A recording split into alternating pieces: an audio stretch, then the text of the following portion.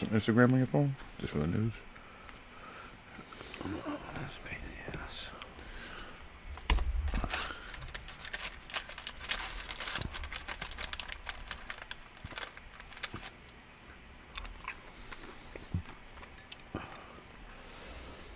Here we go. 2 minutes. Welcome to my hood. Where ain't nothing normal. You can take a walk in my hood. Where everything paranormal. Everything paranormal. If you're scared of dying, we got something for you. Open up the door, you can be immortal. If you really try to ride, step into the buckle up. I'ma show you where it's at. We gon' burn a couple blunts, we gon' pop a couple caps. I ain't talking about 4-5s from the strap. Psilocybin driving, so we headed off the map. What you know about? Tasting color, seeing sound with a crystal eye. Turning nothing into something when we alchemize. Vandalize the lies with the truth. Ain't nobody wanna take shots to this proof.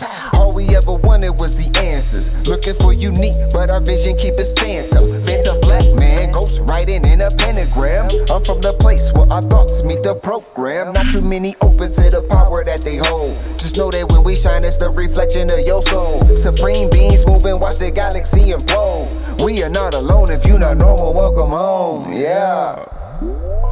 Welcome to my hood. Where ain't nothing normal. You can take a walk in my hood. Where everything paranormal. Everything paranormal. If you're scared of dying, we got something for you. Open up the door, you can be immortal. If you really try to rise, step into the I gotta hold on to this feeling. I'll be seeing visions through the folds of the prism. Projecting all wishes, anything I want is given. Paranormal vision, you can call it supervision. Control the superstition, make them wonder how we do it. They seen us in the mud, now we out here making music with the paranormal movement that's stronger than what you deal with. If Jesus was just a fraud, then hallelujah for Judas. Caesar is not the mob, so it just had to be Brutus. They hate when we on our job, cause persecution is useless. Proof that what we doing is more than just making music. Utilizing the truth, drop it off in the hood. Showing what's really good, the feeling is understood. We know just what it means to get it by all means. Supreme beings moving, watch reality explode. We are not alone, if you're not normal, welcome home. Yeah. Welcome to my hood. Where ain't nothing normal. You can take a walk in my hood. Where everything paranormal. Everything paranormal. If you're scared of dying, we got something for you. Open up the door, you can be immortal. If you really try to rise, step into the portal. My theme music.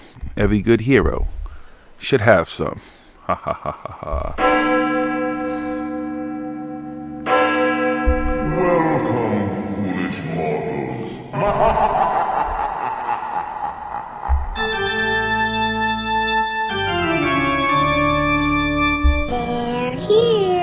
All right, what's Hood Hoodies? Welcome to the Thursday night. It's Paranormal Hood Live Radio. We're live and direct in the God of Knowledge Studios. I am your host, Jiggy. I'm Smoke King. We're back. What's up, everybody on Periscope? Folks on Periscope, we cannot see your chat. Anything you put up there, we can't see it. It's the small screen. If you have anything you want to say, anything you want to talk about, even what we're talking about tonight, please head on over to YouTube, which we live stream the whole time. In the chat there, we can see it. We have big monitors in the studio where we can see those. So go on over there. What's up, YouTube? What's up, everybody? How's everybody doing? Did you miss us? We're back. We didn't miss it. We're here. We didn't die. The world didn't end. Snow didn't cover everything. Mud, nothing. We're still here. It's another Thursday night. We are live, right? Yeah, we're live. You sure? Or? I'm sure. I'm positive. Yeah. We're 100% live. Yeah, we're still here. Nothing bad has happened. No predictions. Nothing has come true. But you know how we do tonight? It's going to be all about paranormal. Tonight we're going to be talking about top secret stuff. Some of the conspiracies, theories, and facts. Along with some of the more popular, classified, if you want to say, whatever top secret programs that have been done. Some of the things that people talk about that are shared in the mainstream. Some of them may be true. Some maybe not. Some of them we're taking a second look at. Things done. What's that thing that they tell carpenters or whatever? Measure twice, cut once, right? So We measure more than twice.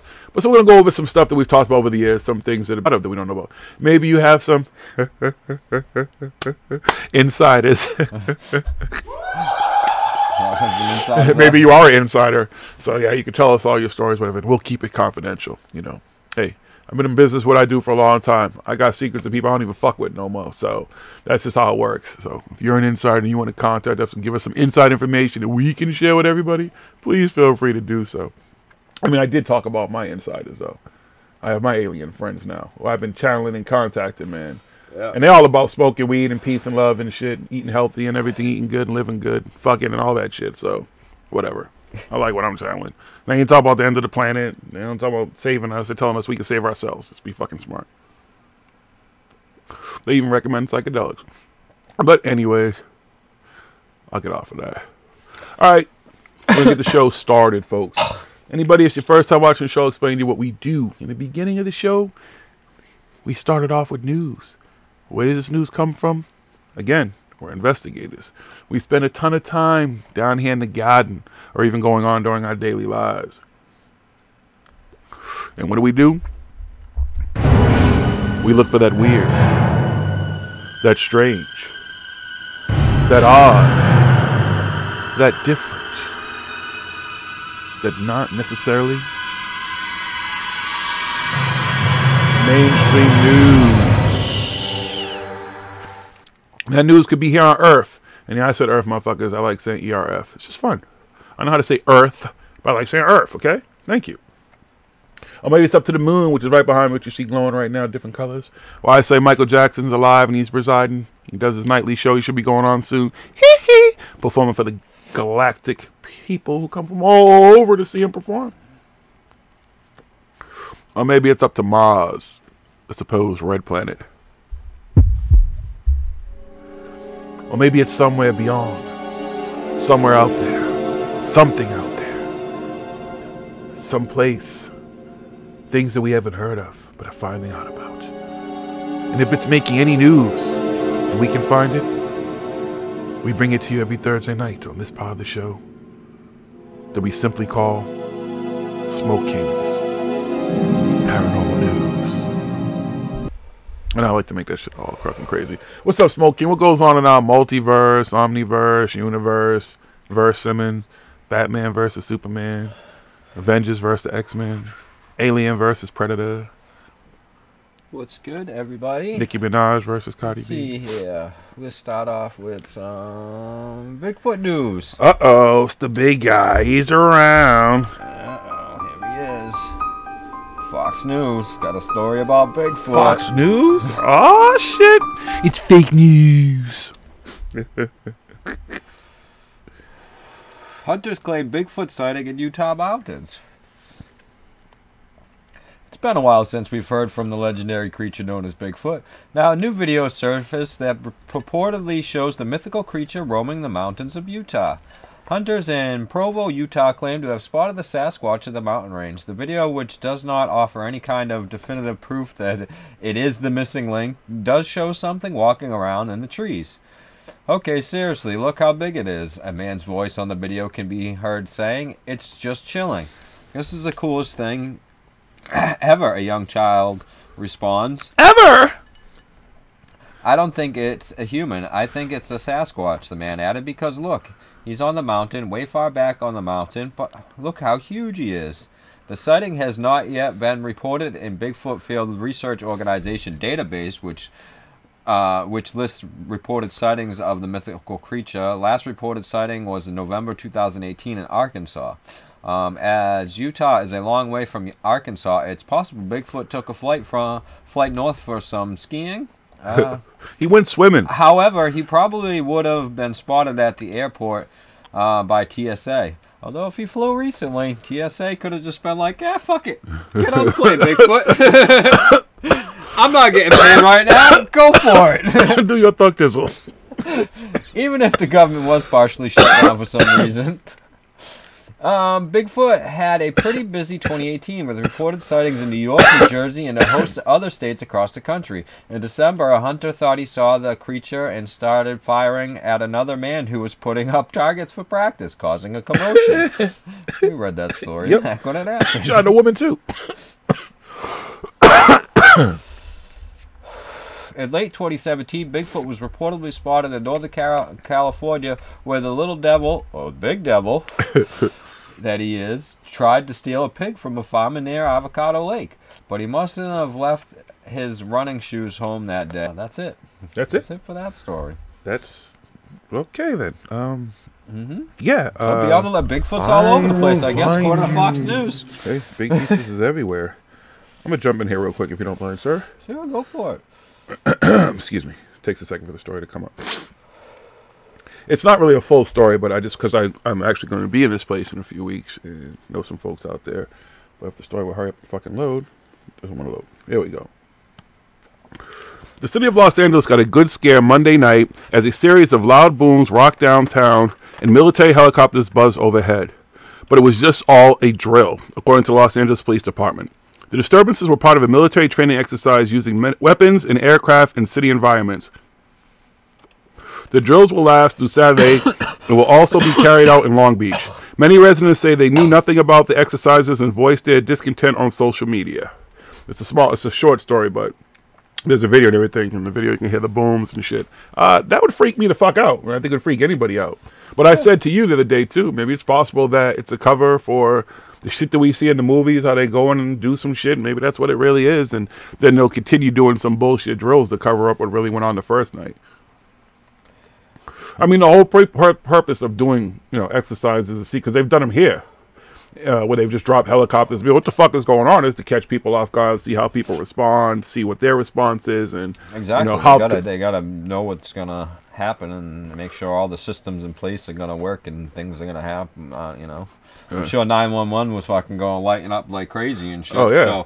So did the 911 crash? Did they have fucking handlers? Did they all do it? Did everything else get handled correctly? You know what I mean? There's all kinds of things that they could be testing, make sure that in these situations, in cities like this where you can't fire upon anybody or anything, are these guys going to handle the pressure?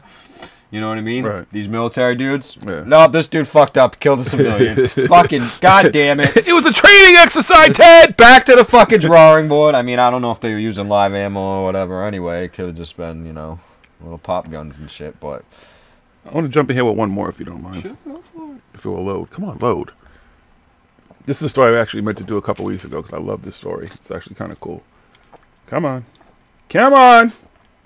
I don't know what it is. Shit is slow tonight for me. It just beats like that sometimes. If you got one, just here. Here we go. All right. After days spent lost in freezing rain, rescued 3-year-old thanks a bear for allegedly keeping him safe. Bum, bum, bum. A 3-year-old boy has been rescued from being lost in the woods amidst extreme weather conditions, and he credits his survival to an unlikely friend he apparently made along the way. Casey Hathaway first went missing from his great-grandmother's backyard in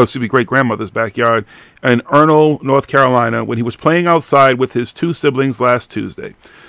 When his relatives eventually called for the children to come inside, Casey was mysteriously absent. The family searched the surrounding areas for 45 minutes before they called 911. For the next 2 days, dozens of volunteers, rescue workers, law enforcement officials, drones, and FBI agents searched over 1,000 acres of treacherous terrain in order to find the boy. Freezing temperatures, wind, and rain eventually forced emergency responders to call off the search and send volunteers home until weather conditions improved. Then on Thursday night, the Craven County Sheriff's Office received a tip from a local who heard a boy crying for his mother. They tip the cops instead of going to... Okay. Anyways, the tip led rescuers 50 yards into the woods where Casey was tangled in some thorny brushes on the other side of a river. The boy was soaked, but in relatively good shape. After giving the boy some water and reuniting him with his family, rescuers were surprised to hear Casey say that he survived the ordeal thanks to a friendly bear that kept him safe. Casey is healthy, smiling, and talking. He said he hung out with a bear for 2 days. Casey's aunt, Brianna Hathaway, wrote in a Facebook post, "God sent him a friend to keep him safe. God is a good God. Miracles do happen." Even though no one is able to confirm whether the bear friend was real or imaginary, Craven County Sheriff Chip Hughes told WCTI in the interview below that there was nothing short of astonishing that such a tiny youngster was able to endure 2 days of freezing rain temperatures and rain. The boy was treated for his cuts and bruises at the Carolina East Medical Center, but was otherwise found to be healthy and in good spirits. It's a really overwhelming feeling that he's back and he's alive, family members Heather Garris told the TV station. I know what that's really shocked the whole community. It's an eye-opener, definitely, for a miracle, believing in miracles, because I've seen how they really do happen. So, was Casey with a Bigfoot? I immediately thought about that. Because a bear, I mean, maybe because it's a kid, maybe he did see, bears are, they've had kids fall into bear enclosures and stuff, and the bear will protect them, right, and protect it. So, maybe he did hang out with a bear, maybe it was Bigfoot. Could be, but kids these days know what Bigfoot is. But maybe Casey doesn't. Well, let's fucking get Casey over here, and we'll fucking hold this. Was it this one, or was it this one? We're going to put him in a lineup, Casey. We'll put him in a line. We'll put him. Casey, pick out who you were hanging out with. Pick out which bear was it that you were hanging out on. The big one. You know what I mean? But I think, he would have... I think he would have described. I mean, how old is he again? He was what? Six, seven. Yeah. I mean, my son is 4, and he would have been able to. He knows what Bigfoot is anyway. Oh no, he's 3. He's 3. 3. Even at 3, he knew what. And you can describe, a 3-year-old can describe what a bear is, and then would say it looked like a bear. They would be able to say it looked like a bear, but it wasn't a bear, Mom and Dad. I'm not saying it was a Bigfoot, but it was a Bigfoot. You know what I mean? It looked like a bear, Mommy, but it wasn't a bear. I mean, I could just picture my son saying, that's what he would be like. And of course, mine would be like, it was Bigfoot. I know it wasn't a bear. It was Bigfoot. I'm telling you, Dad. I know. We look for him all the time, and I finally found him. But other kids and stuff that might not be like my son and stuff would, they would be able to say, yeah, it was a bear, or they would say it looked like a bear. You know what I mean? Yeah. Okay, it looked like a bear, so what did it look like a bear? Oh, he was standing up like us, but he was hairy, 2 feet. I mean, there are bipedal creatures. The average 3-4-year-old could be able to, give a decent enough description to say. But, It was Bigfoot, y'all. The kid could have just been out there. There could have been no bears or anything like that either, It was Bigfoot. Could have just been all his imagination. He could have been taking care of himself. Situations like that. But it's funny to think that the adults turned back and had to call up the search, but the old boy was out there like, whatever. I'm good. Who knows? Alright, let's see here. The truth is out there. Is it now? Scientists who investigated UFOs for 20 years for the government coined the phrase close encounters of the third kind and had a cameo in Steven Spielberg's hit film turned from skeptic to believer, inspiring a new TV show. Dun, dun, dun. 45 years before the catchphrase, the truth is out there, was on the tip of many tongues, a man searched for scientific explanations for the inexplicable lights and objects that streaked and whizzed and zoomed around across the sky. Dr. J. Allen Hynek was no Fox Mulder, but rather the real deal, an accomplished astronomer of the United States government tasked to help figure out what was happening in the skies after World War II. In the late 1940s, flying saucers reports flooded in from across the country, and the Air Force had no idea what to do with them. Hynek, a professor, was asked to consult for the Air Force's Project Sign, which was to investigate them. Initially, the man of science pegged the sightings as a fad, a manifestation of a country suffering from the after effects of the war and the bombings of Pearl Harbor. But as the unidentified flying object reports continued unabated, Hynek went from labeling them sheer nonsense to calling for the phenomena to be scientifically studied to declare that he saw UFOs twice. In the process, he satisfied neither side of the UFO debate. An encouraging father of 5 children, Hynek would become a celebrity of sorts, found the Center for UFO Studies, he's authored several books, and coined the phrase Close Encounters of the Third Kind, complete with a cameo in the Steven Spielberg 1977 hit movie with the same name. He was the very straight-laced, by-the-book scientist and astronomer who, only believed what he could see. Mark O'Connell, author of Close Encounters, says of him. A new scripted TV series, Project Blue Book, on history, takes a fictionalized look at Hynek, his life, his investigations into UFOs during the early 1950s, a time period gripped by the Cold War and nuclear war fears, and the question that we are still wrestling with today. Are we alone in the universe? Blah, blah, blah. Born on May 1st in Chicago, Hynek was just 5 days old when Halley's Comet passed by the Earth. Celestial moments that would be repeated toward the end of his life when he died at age of 75, April 27th, 1986. Wow, almost right near there. That's crazy. Almost the same exact fucking time span of fucking Halley's Comet. I remember that shit. Did you see it when it came by? Yep. That fucking shit was great. Anybody else out there see Halley's Comet? Let us know in the comments below. As a young boy, he battled about a scarlet fever, was restricted to bed for several weeks, and spent his time reading everything he could, including elements of astronomy, according to O'Connell's book. The die was cast and a telescope was given to him at age 10, sealed his pursuit of astronomy. In 1932, Hynek graduated a master's degree after getting his PhD in astrophysics. He started teaching at Ohio State University in Columbus 3 years later. Strange sky sightings seeped into the public conscious during World War II, when pilots described seeing unusual lights and objects on missions, dubbing them Foo Fighters. Around 1944, there were other stories and tales before then, of course, but the dam broke after a private pilot and businessman, Kenneth Arnold, recounted that he saw 9 bright saucer-like objects raced by at 1,200 miles per hour in June 1947, according to news reports at the time. For almost 20 years, Dr. Alan Hynek consulted for the U.S. Air Force. Oh, wait, that's just one of these picture fucking quote things. Back to the story here.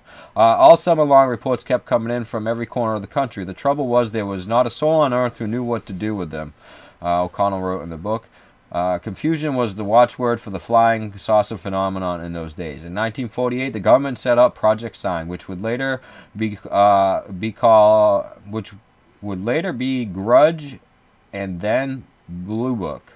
Okay, Project Grudge, and then it was Project Blue Book, to investigate the reports. It was headquartered at an Air Force base near Dayton, Ohio, which is not so far from Columbus, and O'Connell wrote that the Air Force needed a professional astronomer to validate its conclusions. Let's see. Our dad is known in some circles, especially for his work with UFOs, but first and foremost, he was a scientist and astronomer. One of the things I think that he I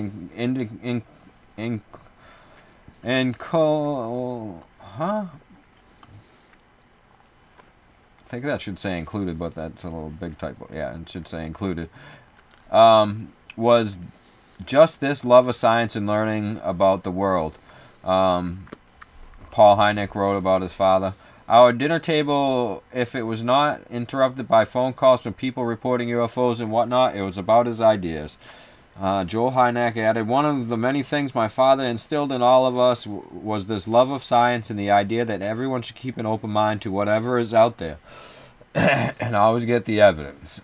Initial Hynek buttressed in the government's findings and conclusions. In 1948, when I first heard of flying saucers, I thought they were sheer nonsense, Hynek wrote.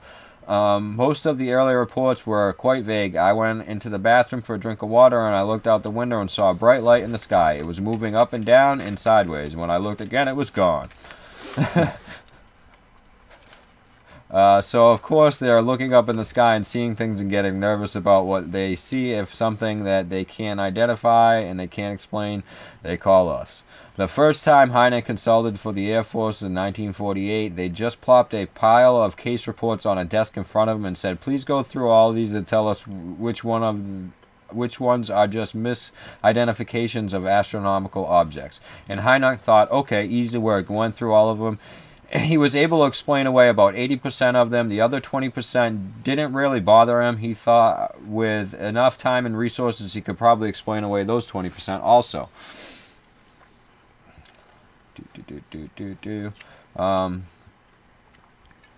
In the TV show Project Blue Book, almost right off the bat, Hynek, who was played by Aidan Gillen of Game of Thrones fame, questions the government's conclusions, meteorites, a weather balloon for the unexplained things, and seen for experiences. for people's experiences.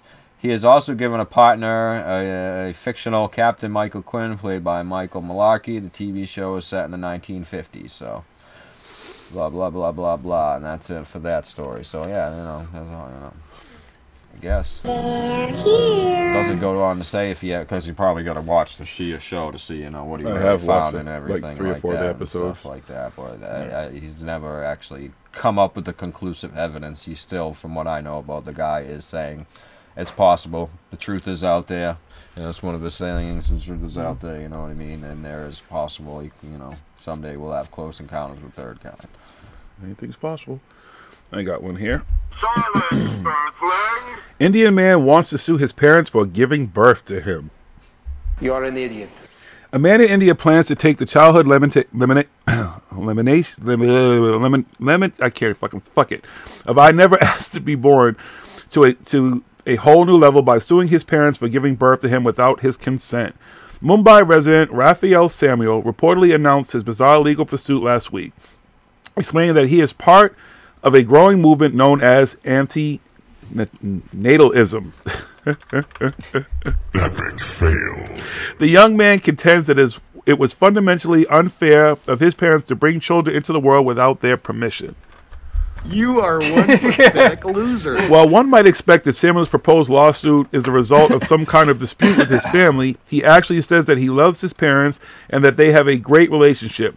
However, he argues that they had me for their joy and their pleasure, rather than his own. To that end, Samuel grows that being born cruelly forces an individual to endure the stresses of life, such as going to school and finding a career. Shut up! Samuel and his fellow anti-natalists You suck. I can't believe I even have to say that fucking word.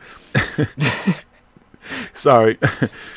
Contend that people should stop having babies in order to avoid overpopulation and the stresses to the environment that it causes. Should the young man actually follow through on his threat to sue his parents, we're guessing that the case will be as successful as the Dutch man who went to court to shave 20 years off his age and saw the suit summarily dismissed by the court. Hold on. Are you getting an award, my man?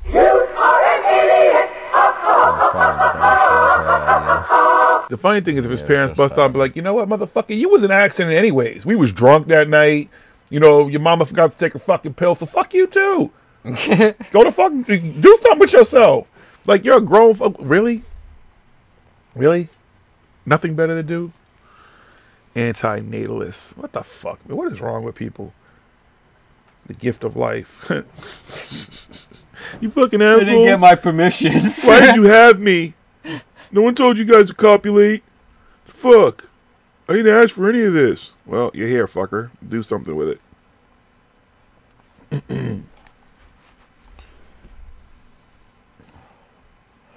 Let's see here. Do we have any other good news?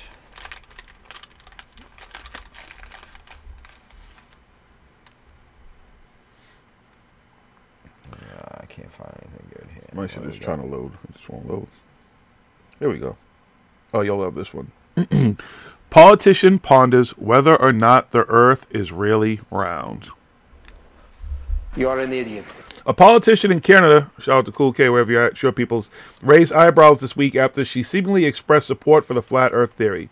Natalie Lemieux, who serves on the city council in Gatineau, Quebec, reportedly made the comments 2 weeks ago on her Facebook page in response to a news story about YouTube downplaying conspiracy theory videos, including those concerning the flat earth theory.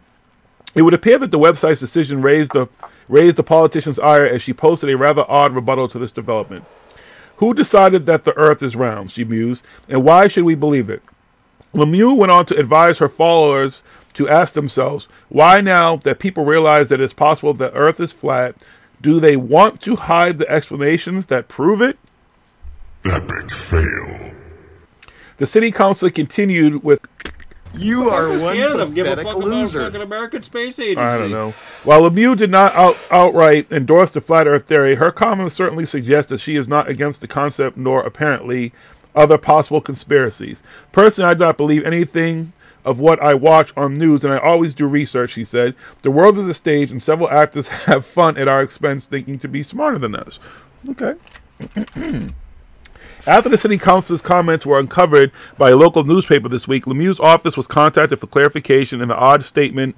Unfortunately, an aide would only confirm that indeed the politician did post a strange screen on her Facebook page and refused to provide any further additional information about her stance on the flat earth theory. You suck, you jackass. I'm going to give her a award. And then, You are an idiot. and I love Cool K, so I'm not trying to. There's no knock against. Does Canada have a space agency at all? Do they put anything into space? Is anybody watching or even? Well, if you're on Periscope, you got to go over to YouTube for us to see your comments. But does anybody know if Canada has a space agency? I just have never heard like Canada, like we were shutting up a rocket or anything. Do they? So I guess that maybe they would kind of, look to us to be the leaders of that. But NASA spends all that money just to tell us to hide. Not aliens. Not other planets, anything else. Just that the Earth is flat. That's NASA's job. NASA's really bad at it because they don't really fucking care. They just do what they do. Like, what the fuck? Their agenda's weird anyway. Okay, but yeah. Give her a double award. You are an idiot. All right, let's see here. You are a huge nerd. Speaking of NASA cover-up. Shock after fossils found on Mars. Bombshell shit. claim. Hold up. Let me get. Hold it. Is it my I don't know homeboy? yet. I don't know. I don't know. We'll see. I don't see his name yet. But it probably is. I don't know. Let's see. A fossil has been found on Mars, conspiracy theorist claims. Leading some to believe that ancient life was once thriving on the red planet. Images taken from NASA's Martian rover show what looks eerily like a long bone in the ground, which the vehicle had just run over. The bone looks suspiciously like a human femur or thigh bone buried in the Mars red dust. Conspiracy theorists now believe NASA intentionally tried to run it over and destroy it in an attempt to keep it under secret wraps. Oh, there it is. Of course, it is prominent hunter Scott C. Warren was the first to pick up on the supposed bone and has called NASA out for apparently being hypocritical. Mr. Warren wrote on his blog, UFO Sightings Daily, I found this fossilized bone on Mars this week and it has been run over by the Mars rover. Now scientists at NASA often say how careful they are not to hurt or destroy their chances of finding life on Mars, and yet we see the evidence of the rover tire marks treading over the ancient fossil as if it were nothing. Because it is nothing. If a person had found this at a park or a beach, it would be turned into an investigation into a murder. Hold on. It would turn into an investigation into a murder since it looks like a leg bone. But since it is Mars, NASA makes it into their personal road, driving over and ignoring any real evidence of life on Mars. This is not the first time apparent fossils have been found on Mars. Another recent finding was that of a large black rock, which was supposedly such strong evidence of alien life that NASA was accused of misleading the public. Mr. Warren wrote in his blog, while looking at the front page of Mars Science Laboratory website, I noticed that they placed a photo with a huge black fossil right on the frickin' front page. How could anyone who has any experience at ancient fossils and artifacts have even possibly missed that? NASA really doesn't care about finding life or proving that life once existed on other planets. They only want to drip feed the public boring science facts to satisfy the public's curiosity. It's called the trickle down theory, and NASA perfected it.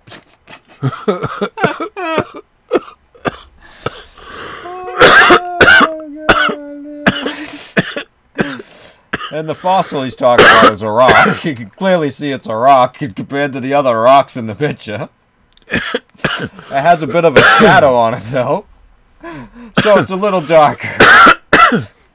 Anyway, there's no doubt in my mind that that is an ancient fossil. Yeah, because Mr. Scott C. Warren, he's an archaeologist, a paleontologist, and all that other shit, too. Because he's been to school and he fucking goes out and does that. He studied everything. Yeah, I know. He went to Phoenix University online. Exactly. I was just about to say. He went to those online universities and scrolled through fucking pictures online. However, skeptics and NASA would say the fossil and other similar findings are just the effect of pareidolia, a psychological phenomenon when the brain tricks the eyes into seeing familiar objects or shapes and patterns or textures such as a rock surface. This would mean that the Martian fossil could just be a misshapen rock. And from the looks of it, it is. You suck, you jackass. I could see how if you wanted it to think that it is that, I haven't seen it. you would think that it is. But you could clearly see that it's not. You could see that's another rock on top of that other rock. It's half It's more like a buried in mushroom shit. than a fucking leg or whatever. There you go. It would be a mushroom, if anything. Fucking Buddy Scott C1. Can I give him the award? Can I give him an award? Give him an award. You are an idiot. Wow. Alright, let's see. Maybe we got one more in here. I got one over here. Alright, go with the one over there. I just lost one. Yeah, well, you can. Ghost forces woman to flee her home. Bump, bump, A woman in England claims that she's been forced to flee her home and stay in a motel in order to escape a ghost that has been tormenting her for years. According to a local media report, self-proclaimed psychic medium Emily Sparks believes that she has become the target of a vengeful spirit seemingly belonging to a woman named Joyce, who had died in her apartment a few years prior to her arriving there. The beleaguered senior citizen first encountered the ghost in 2013 when a diminutive apparition wearing a mustard cardigan with a tweed skirt appeared before her very eyes. Epic fail. Sparks says that the haunting was initially more of an annoyance, as Joyce would pester her by turning the TV and lights on and off. Unfortunately, the activity grew increasingly worrisome to the point that the psychic medium lamented that now she's physically and verbally abusing me. You are one pathetic loser. To that end, Sparks revealed that she recently woke up one morning to discover a ball of hair, presumably her own, sitting on the floor beside her bed. As one can imagine, the particular incident left her greatly distressed, so the psychic medium decided to leave her home for a few days in order to send a message to the ghost that the spirit's antics had crossed a line. Alas, this seems to have backfired, as the irritating apparition allegedly followed her to the nearby motel where she was staying and continued to bother her. She said she needs to be removed from me. Oh, wait, she's got an English accent. She needs to be removed, because she said she's an elderly woman. She needs to be removed from me. Not just the home, Sparks declared. She's clinging to me. Well, skeptics may dismiss this. Does that sound more like the Queen right there? Maybe? I don't know. Okay, thank you. Well, skeptics may dismiss. You know what? You're an idiot. I'll give myself one. Well, skeptics may dismiss the psychic medium's tales as merely a fanciful attempt at garnering attention, or perhaps superstition run amok. Her story was given some credence by one of her neighbors who has also encountered Joyce. And remarkably, the second witness also observed that the ghost was wearing similar clothes to those that Sparks had described. This would seem to suggest that there very well may be the spirit of a former resident lurking in the building. Why Sparks has become the target of her wrath, however, is anyone's guess. Hey, psychic medium, Mrs. Sparks? You are an idiot. You are an idiot, ma'am. Okay? Wow. Oh, yeah. It's always the ghost, man. Ghost. All right, let's see here. Triangle-shaped UFO buzz SpaceX Dragon capsule on live shit. TV. Mm-hmm. Above image is the Dragon capsule with the UFO whizzing off behind it, going up but to the left and the right. Okay. Let's see what else it says. Oh, sorry, farted on it. The International Space Station was actually visited or buzzed by another triangular-shaped UFO. Yes, I said another because we've covered similar stories like this in the past. Like the triangular alien spacecraft visiting or going very close to the IS is nothing new. The image is a close-up of a UFO which mysteriously came so close to the SpaceX vehicle and its International Space Station. And the International Space Station, it is absolutely stunning and mysterious as it gets, guys, because we know it's definitely not one of ours. which was seen live, I might add, by all the people who watched it everywhere on the planet on the SpaceX live feed. Everything out there for everyone to see, so they can't really edit it beforehand unless they put a delay on it, just like NASA does, and that's why they always cut the screen. But this is a bit different. It's Space Force. I'm going to let the video do the talking here, guys. I will add though that alien disclosure seems to be coming along far more often now with very, very intriguing and real-looking videos. Okay. Dun, dun, dun. But my problem with that is that allegedly all of those particular vehicles of that shape are supposed to be the TR-3Bs or something, which are ours. So why does that mean that alien disclosure is happening? I guess whatever, man. Roger that. Okay. You are an idiot.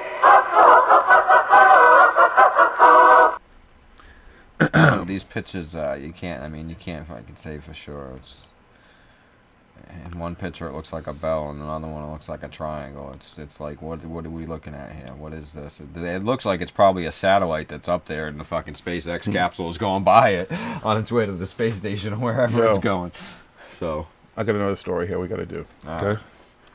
Time travel reveals nanotechnology from the future. Now, see, that's what I'm talking about. Now, that's some evidence. He didn't come back with some gritty ass fucking photos. And let's see. A self-proclaimed whistleblowing time traveler has provided a rather bizarre piece of purported proof for his alleged venture. A strange dark substance that he says is a form of nanotechnology. The future man in question goes by the name of Noah, and in keeping with tradition, appeared on video with his face and voice distorted as he weaved a fantastic tale about being a denizen of the year 2030 who traveled to our present time period. Aw, shit! After seemingly lamenting that all of his previous attempts to prove his claims have fallen on deaf ears, the time traveler unveils that he presumably hopes will be the pièce de résistance, when it comes to convincing his critics. And that literally what was in there. I didn't just they put that in there, okay? I just had never seen it actually written out. I knew how to say it, but never actually seen it spelled out. In the footage, Noah presents a plate holding 3 small jars that contain a dark substance of some kind. He goes on to explain that it is many, many, many, many tiny robotic molecules all combining together to make a liquid that you can control with 6G internet. Wait a minute. We got 5G now. You trying to tell me in 2030 they're still going to have 6G? That sounds like David Wilcox was, well, in 1999, right, the 2000 mark, the alien's going to come down. Oh, wait, no, I'm sorry. That wasn't him. That was a time travel. Oh, another time. Never mind. Anyways. Anyway. Excuse me. Sorry.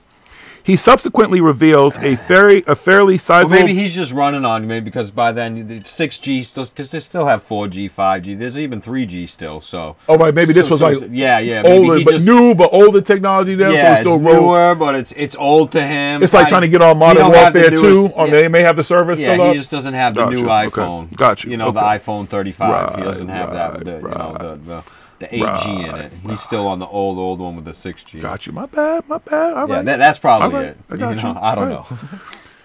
He subsequently reveals a fairly sizable mason jar, which also contains this material, and proceeds to pour it out onto the plate. The slimy-looking substance appears almost jelly-like in nature rather than a liquid, and it does not stick to the plate at all. According to Noah, the nanotechnology is used in medical procedures as well as construction projects in the future. At the close of the video, Noah scoops up the substance and carefully puts it back into the jar, explaining to viewers that anything that came in contact with the material would now have to be rigorously cleaned to avoid contamination. Unfortunately for the time traveler, he then inadvertently undermines his entire story by nonchalantly shaking hands with the cameraman moments after he had just handled the dangerous nanotechnology. For someone hoping to convince the audience that his tale was true, Noah would have probably been wise to leave the particular exchange on the cutting room floor. Setting aside the possibility that the substance really is futuristic form of robotic secretly brought back to the past by Noah, the time traveler, more skeptical observers will note that it also happens to look a lot like the wildly popular children's toy slime. To that end, a cursory web search produced one brand of the material that bears an uncanny resemblance to Noah's nanotechnology. What's your take on the time traveler's claim? Did he really... Has it got a picture of what it looks like? It's more of a video, but yeah, a little bit. Dude, here's the thing. 6G could be around the corner too, you know what I'm saying? So I know. I got 5G on my phone already, right? I'm pretty sure they're already working on 6G. 6Gs will be here within 5 years. And if it's so highly contaminable, you know, so that's only 11 years old. 2030 though, that's only 11 years away. I mean, it'd still be running on 6G by then. But why did he come back only 11 years? Well, because it's only a place, a time. I can time travel. I'm going to go back 11 years. Because he only had 6G. Hello? Oh, yeah. 6G only allows you a certain window of time that you can travel. Once you get to 7G and 8G, then it expands on what you can fucking do. Come on, man. Think.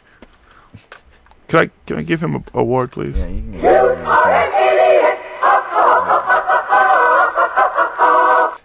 All right, folks.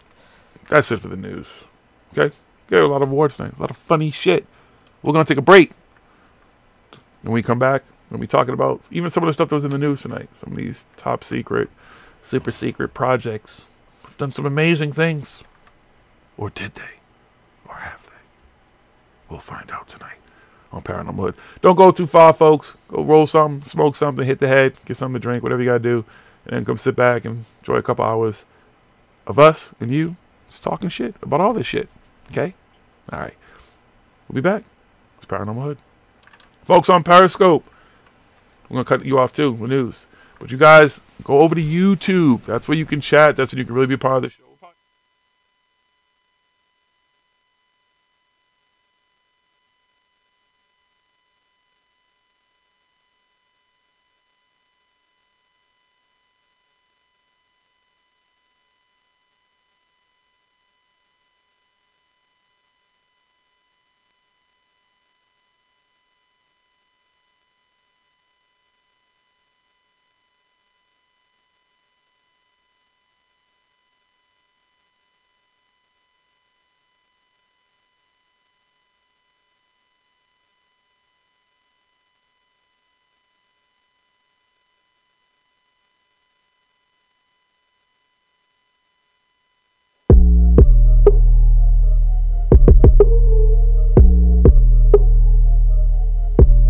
Yo, this is a higher dimension, they better get with it. I turn all them circles to helixes. I turn all them ashes to phoenixes. Lay waste to the factors who pack in compassion, cause without the action it's meaningless. Fuck it, I'm back on my feet again. After the battle was having compassion and passion and knowing the frequency. But recently, I'm frequently feeling the fire to set fire to deities. Reset your memory, then we wet the fire that burn and circle your block with my chemistry. Watch how the infinite breathe, this how the infinite be. Off in that infinite sea, infinitely. Treading through waters too deep for these keys to believe that it's God that they see. Spirit combined with the thought, raising the heart to the eye through the spine. Mixed with this art, hyperdimensional. Soon as I enter you, emulate all of my mind. Eradicate time, quoting the plays that make everything I. Everything live, everything die. Everything's everything, quote and spine. Tethering mind, crystallized eye, imploding the God that you thought was divine. Jesus alive, Jesus Allah. Allah's the moon, moon is the sin. There is no sin in you, you are no sinner, and there is no death if you only remember. Astrotheology, mapping what happened in time from the stars. Ripping the heart from the archons, balancing animals. Gotta be part of the way I dismantle the truth, counter the lies, reverse the inverted mind. Insert my power, I'm outside the hour of time. Accessing all my collapse and was trapped in the mind. Easing the climb, so the ascension is something you witness through all of the victims and all of the prisons and all of the wisdom that's outside the system. All that I'm giving, I give it, you better get with it, cause this is a higher dimension. This is a higher dimension, higher dimension, yeah, higher dimension. This is a higher dimension, higher dimension, yeah, higher dimension. This is a higher dimension, they better get with it. I turn all them circles to helixes, I turn all them ashes to phoenixes, cause this is a higher dimension. This is a higher dimension, higher dimension, yeah, higher dimension. This is a higher dimension, higher dimension, yeah, higher dimension. This is a higher dimension, they better get with it. I turn all them circles to helixes, yeah, I turn all them ashes to phoenixes, cause this is a higher dimension. This is a higher dimension, powered by self-comprehension. Climbing up out of this prison, I am so out of this prism. There's no confining my mental, I feel like gathering time, wrapping it up in this rhyme, freeing up everything binding. You see what the rhyme do, casting the bliss like a spell from a witch. Do you look in the mirror and realize that I am you? We are supreme in the valley of giants and tyrants and lions and sirens and Nephilim. So why would you question them? You can apply all the pressure you want and you just gon' make diamonds and shine for the rest of them. Fire and light, water and ice, full spectrum when we on the mic. Sending you infinite energy, synchronized synergy. So you see the inner me, so you see it visibly.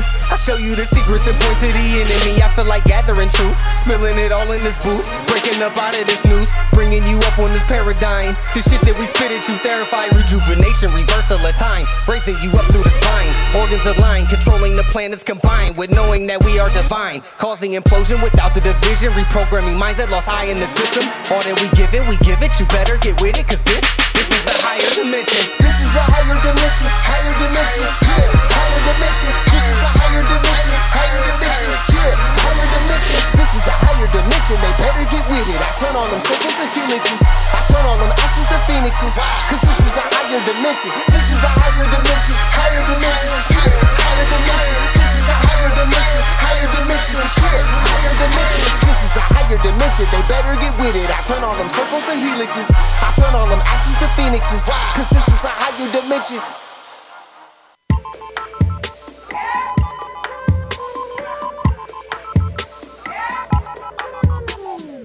They don't wanna give me shows, they don't wanna see me. That's alright. I'm working on this magic, I'm a motherfucking genie.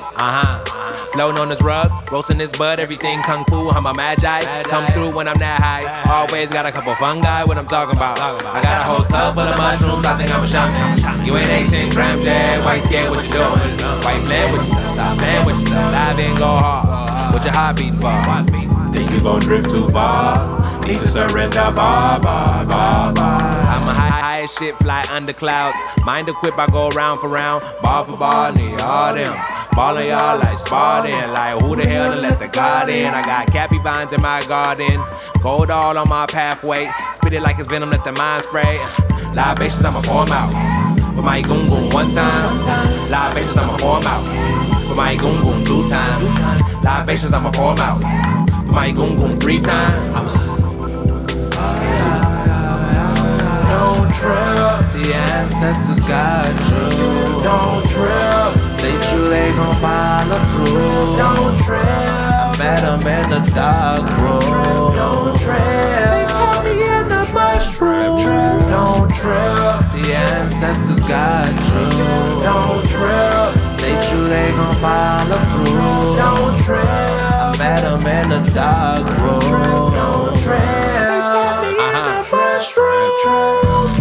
I'm a motherfucking guru. Cook it top shaman noodle. Put a curse on you, I do voodoo. Naga don't come from my family. Rip out my whole truck gon' ride. Portal open, I'm gon' slide. BMT, I'm gon' ride. Probably think I'm out my mind. Really, I don't give a fuck. If you want what I'm on, you should levitate. You be lying, man, you hella fake. I ain't judging, but you lying, need to meditate. Really, I don't give a fuck. If you want what I'm on, you should levitate. You be lying, man, you hella fake. I ain't judging, but you lying, need to meditate. People think cause I'm conscious, I ain't got no fucking problems. Naga ain't nothing changed. Blame it all on retrograde. Psychedelic hip hop, really I make that. Try not to speak from my ego, but I'm flyer than the eagle. High as hell like seagull shit. Try not to cuss, but I'm the shit. Hell yeah, I love myself. Big homie told me he love myself. I got a rose quartz, I got some citrine. I think I need a grounding star. Don't trip, the ancestors got you. Don't trip, stay true, they gon' follow through. Don't trip, I met them in the dark room. Don't trip, they taught me in the mushroom. Don't trip, the ancestors got you. Don't trip, stay true, they gon' follow through. Don't trip, I met them in the dark room. Don't trip, they taught me in the mushroom.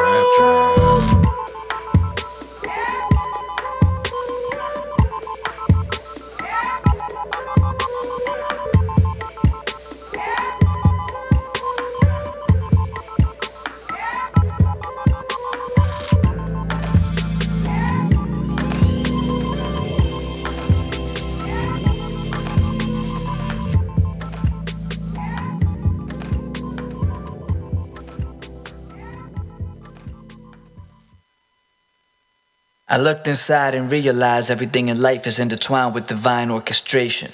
Many revelations I've seen have led to persuasions of consciousness elevation, and it's all cause of meditation. See, we slaves in the system, though simultaneously we gods in training that keep maintaining or constraining ourselves to attain new inspiration. Check it. Deoxyribonucleic acid. Your DNA contains within it ancient wisdom that can flow through every facet of your mind, of course, your divine, of course, and all your ancestors' experiences are embedded within the fabric of your essence, and it's a blessing, but yet you stressing because you look for solutions externally. You fail to realize all the answers to your questions lie internally. You need to meditate to activate your DNA and watch how you acclimate your demon ways to the truth, young God.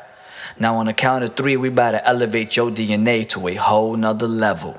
1, 2, 1, 2. What up? What up? 3.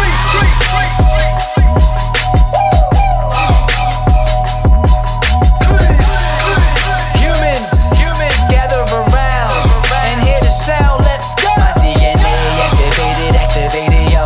Now my ego is mutilated, yeah.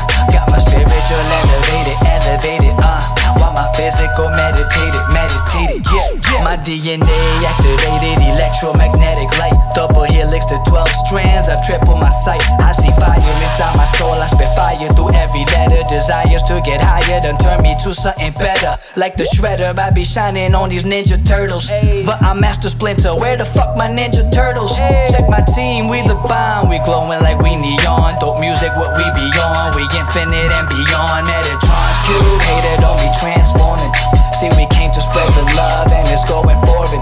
Now get ready, humanity, we gon' heal the insanity. Blending fire with your soul as travels through your anatomy. You can't body me, my mind crystalline, homie. We are one, we all connected, but I'm one and only being. Every bobbing and weaving is light, I'm perceiving. They got me achieving my purpose with reason. I'm feeling this beast, I'll be killing this cause my DNA activated, yo. Now my ego is mutilated, yeah. Got my spiritual elevated, while my physical meditated, yeah.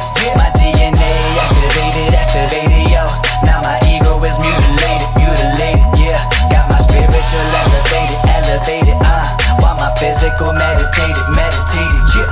Okay, I'm ripping this verse. Better be careful, I set an example. I'm cosmic and I came from the universe. Hot like a candle, I came to dismantle the lies and give you the truth till it hurts. You cannot fuck with me, but you should fuck with me. Together we can no end with this fuckery, whoa. We can no end with this fuckery, whoa. We powerful, time that you know, Don't get attached to the physical mind, time to let go.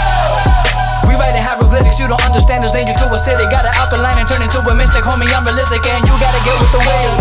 I refuse to be a slave. I create tsunamis and no one above me, I be spitting water for days.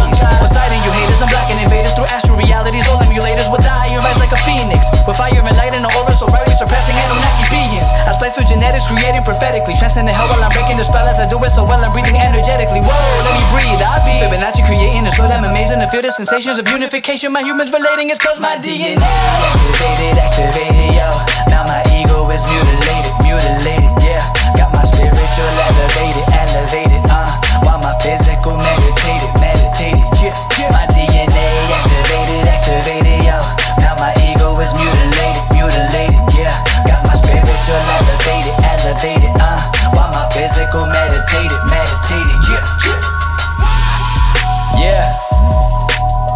Hey yo. If you ain't vibing with this track, then go back to sleep.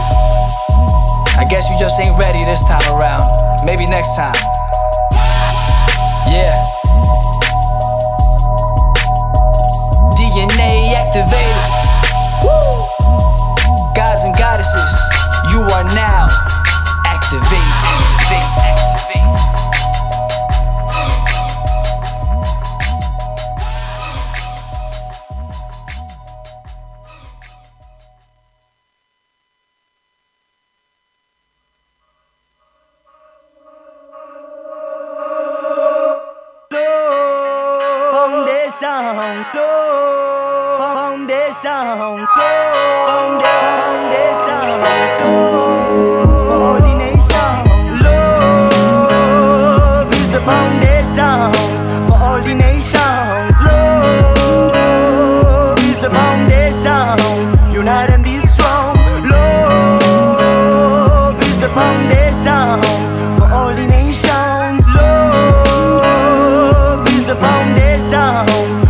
It's foundation. Love is the basis, fountain of life and our salvation. Heart palpitation starts with a soft touch and a strong gravitation of forces that launches into a true awakening. It takes two to love, to share, to take what we were given and make a new creation.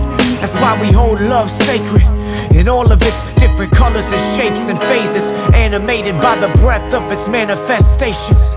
Shed light, illumination for when you lose patience. Yes, we savor love, cause love is gonna save us. Come on. Love is the foundation for all the nations. Love is the foundation, unite and be strong. Love is the foundation for all the nations. Love is the foundation, unite and be strong. All the differences between us are wealth, status, and physical features. Not as deep a kind of feeling as this intimacy is. Love is recognizing all of us as human beings. From the mother to the child to the stranger in the crowd, love receives us. Yeah, we break bread with Judas as did Jesus. We love the poor, love the hungry, the sick, the one and only universe and all the beauty within. Love is the fruit, branch, the roots of our community, connecting everyone that exists.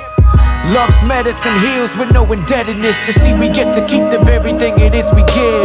Love is the foundation for all the nations. Love is the foundation, unite and be strong. Love is the foundation for all the nations. Love is the foundation, unite and be strong. A form of liberation from the everyday twisted state of this enslavement. A way to strengthen solidarity among the righteous, sufferers and shysters. Love will do away with hatred, but should we show love both to the noble and the unjust? To the racists, the owners of the slave ships, the invaders, the conquistadors with their guns and their military bases. Love does not embrace everything the way it is. It breaks down walls, transforms our relationships, and always in confrontation we find a place for love, cause love is not complacent. Come on. Love is the foundation for all the nations. Love is the foundation, unite and be strong. Love is the foundation for all the nations. Love is the foundation, unite and be strong. We provide every night and day. Let the lights come in your way. Hey.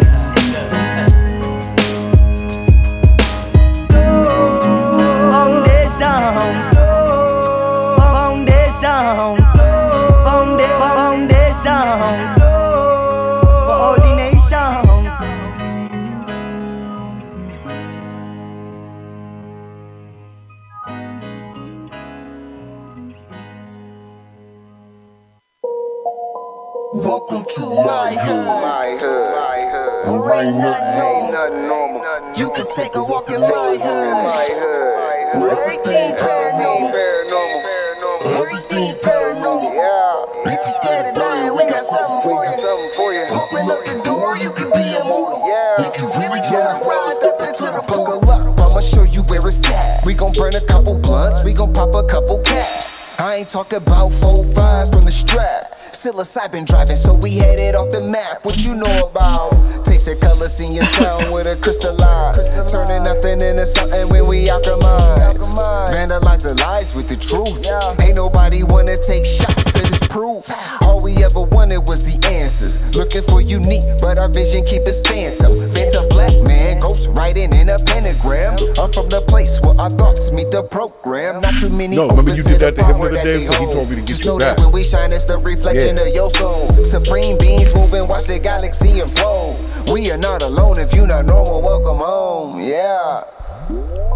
Welcome to my hood, where ain't nothing normal. You can take a walk in my hood, where everything paranormal, everything paranormal. If you're scared of dying, we got something for you. Open up the door, you can be immortal. If you really try to ride, step into the I gotta hold on to this feeling. I'll be seeing visions through the folds of the prism, projecting all wishes. Anything I want is given. paranormal vision. You can call it supervision. Control the superstition, make them wonder how we do it. They seen us in the mud, now we out here making music with the paranormal movement that's stronger than what you deal with. If Jesus was just a fraud, then hallelujah for Judas. Caesar is not the mob, so it just had to be Brutus. They hate when we on our job, cause persecution is useless. Proof that what we doing is more than just making music. Utilizing the truth, drop it off in the hood, showing what's really good. The feeling is understood. We know just what it means to get it by all means. Supreme beings moving, watch reality explode. We are not alone. If you're not normal, welcome home. Yeah. Welcome to my hood. My hood. Where ain't nothing normal. You can take a walk in my hood. Where everything paranormal. Everything paranormal. If you're scared of dying, we got something for you. Open up the door, you can be immortal. If you really trying to rise, step into the portal. This is my theme music. Every good hero should have some. Hi, this is Jace, and you're listening to my favorite radio show, Paranormal Hood Live.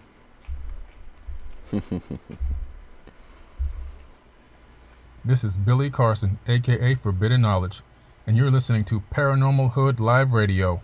They are the paranormal voice of the hood. Yeah, we is. They're here.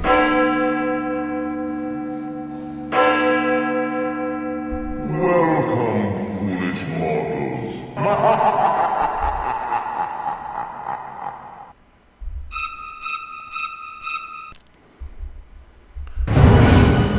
Are you ready?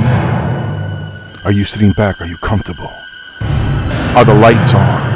Because we don't want you to be scared. But come take this journey with us. Down the Gotham Knowledge Studio on Paranormal Hood Live Radio. What's Hood Hoodies? Welcome back to Paranormal Hood Live Radio. It's Jiggy. Smoking. We down here in the Gotham Knowledge Studios. Took a little break. Smoke a little weed. Now we're back again. You like that? No. Anybody else cool? No? Alright, fuck it. Whatever.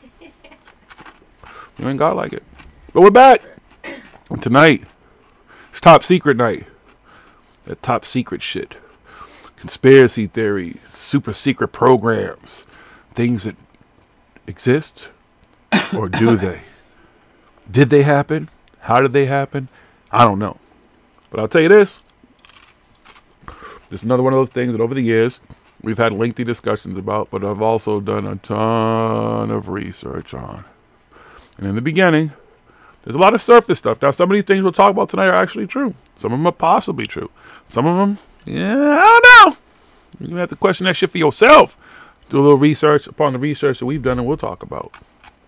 So, we're going to explore some of the more popular secret government programs. If you want to call them conspiracy theories, whatever, but supposedly these things existed. And most of them did. And how they existed and stuff has been twisted in a lot of cases, turned. A whole lot of fairy tales, a whole lot of fucking Walt Disney type shit attached to this stuff and everything. So we're going to try to circumvent all the bullshit. Because like we've been talking about a lot lately is that when you first go on the internet and you start typing in trigger words, and now YouTube and other things are starting to take measures to kind of push the conspiracy theory stuff away from where it's going to be the top of, like, when, you know, as soon as you go on YouTube, it's like, this, that, you know, ghost, aliens, who killed who, Bob Lazar, all these popular fucking names and all that type of shit. So supposedly you're not going to see as much of that. But still, you know, when you start going down the rabbit hole, we talk a lot about that rabbit hole because this shit just gets deeper and deeper and deeper. When you start to put those words in, you know, you always see the more popular versions of, you know, storytelling pretty much at this point to a lot of this stuff, and how through the internet and, well, the lack of the internet for a lot of cases back then, because information was discerned a different way, it was set out to people a different way. It's not how it is immediate now. I've commented to somebody lately that if you really want to get the fucking news, you just go on Twitter. I'm not really a big Twitter head, but if you want instant news, it's most likely going to happen on Twitter. People are immediately social media friendly. They're going to go on social media and put anything that happens, and most likely it's probably a picture or video to fucking follow. But you didn't have the luxury back in the day when a lot of these conspiracy theories and top secret programs were going on. So because a lot of this stuff was so hush-hush too, the stuff that did get out, a lot of people created a whole lot of shit around some of this stuff. There's this backstory to fucking all kinds of insane shit. And I don't know what it is. We do know that they test vehicles and shit there, and they test some crazy shit, but most likely it's just some shit that we have that we're just testing. You know, people forget, especially in this day and age, where, yeah, there are a lot of sightings, but there's a lot of shit going on. We have drones alone. You know, I have a fucking drone. It's not the most sophisticated drones, but you see people now who are taking drones and doing insane shit with them.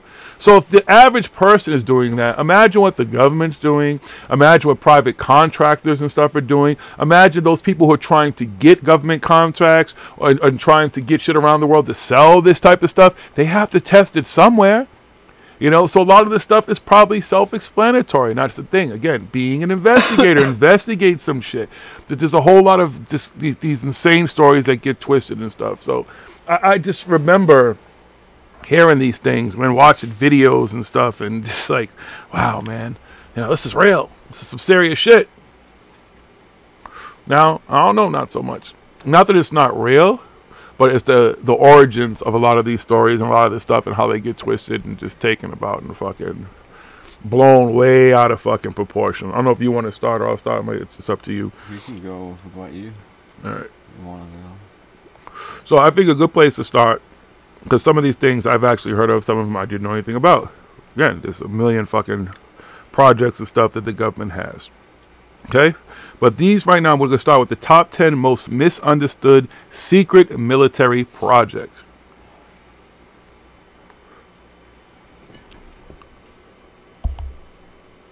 Excuse me. We're going to start with number 10 on the list, Star Wars. No, folks. No Luke Skywalker, no Darth Vader, no X-Wing fighters, no TIE fighters, okay? It's not what you think. Back in the 80s, we did indeed tout our secret missile-destroying strategic defense initiative. It was mostly a bunch of land-based missiles, kind of setting a foundation for today's Iron Dome. That didn't stop people, Americans and Soviets, from thinking it was all about orbiting space lasers. Now, the reason that one kind of stands out was in my lifetime, and I remember that shit, you know. But it also, like, I don't remember anything with them talking about pretty much trying to put missiles in space that would be aimed at stopping other missiles or anything that was trying to blah blah blah whatever. I don't remember any other point, and I know they wanted to do lasers and stuff, but I don't remember any lasers and shit. Now that's what Iron Dome is. This is part of the Iron Dome system. But I'm talking about back then. Like, there wasn't at any point during then that I think it was like, yo, man, they're fucking trying to protect us from aliens and shit like that. Like, there's a galactic war. They didn't not tell you what they were trying to do. It wasn't like the information wasn't out there. So that's with a lot of this stuff. The actual information with a lot of this stuff is out there, and you can, which we'll talk about with some of these cases here and everything, where people think, oh no, you can't do that. The government said you can. No, but if you actually go and read the actual government documents on government websites and stuff, they're like, yeah, sure, go ahead, do that. Which we'll get to that when we get to another story here later on. I'll talk about that stuff. But yeah, so Star Wars was early, and I'm sure they had some type of missile defense system before that and stuff. Mm-hmm. And like they now, I'm pretty sure it's today. It is Iron Dome, and it's satellites and stuff, and there's like radar systems all over the ground and everything, and they can track everything, and then they can shoot missiles out of the fucking sky with lasers and stuff, blow them up before they can cause any damage on the ground or whatever. Boom. So, but back in the day, it was a bunch of missiles all over the place and stuff, and missile defense systems, and people just take everything wrong. And even back then, they probably didn't think it was aliens and stuff. Back then, it took probably a long time for them to finally say, okay, let's use this as evidence that the government was fighting aliens and stuff like that. A lot of these stories, the truth was out there when the stories originally happened and everything. People knew what was going on. It's 25 years later and stuff. Somebody's like, oh yeah, I remember this thing here, and that's yeah, look at that. It's the cherry picking. People cherry pick stuff, so what fits their narrative, and then they just forget about everything else that goes along with the thing. They just pick out one little piece of it. So. Aliens, always aliens. All right, number 9, the Avra car. Yes, we did make a flying saucer back in the 50s. No, it didn't really work. End of story. There's pictures of it. There's pictures. There's lots of video about it. It's not a huge secret or anything. At the time, it might have been a secret, and everything. I didn't want everybody to know we're working on making it. But if you look at it, I know.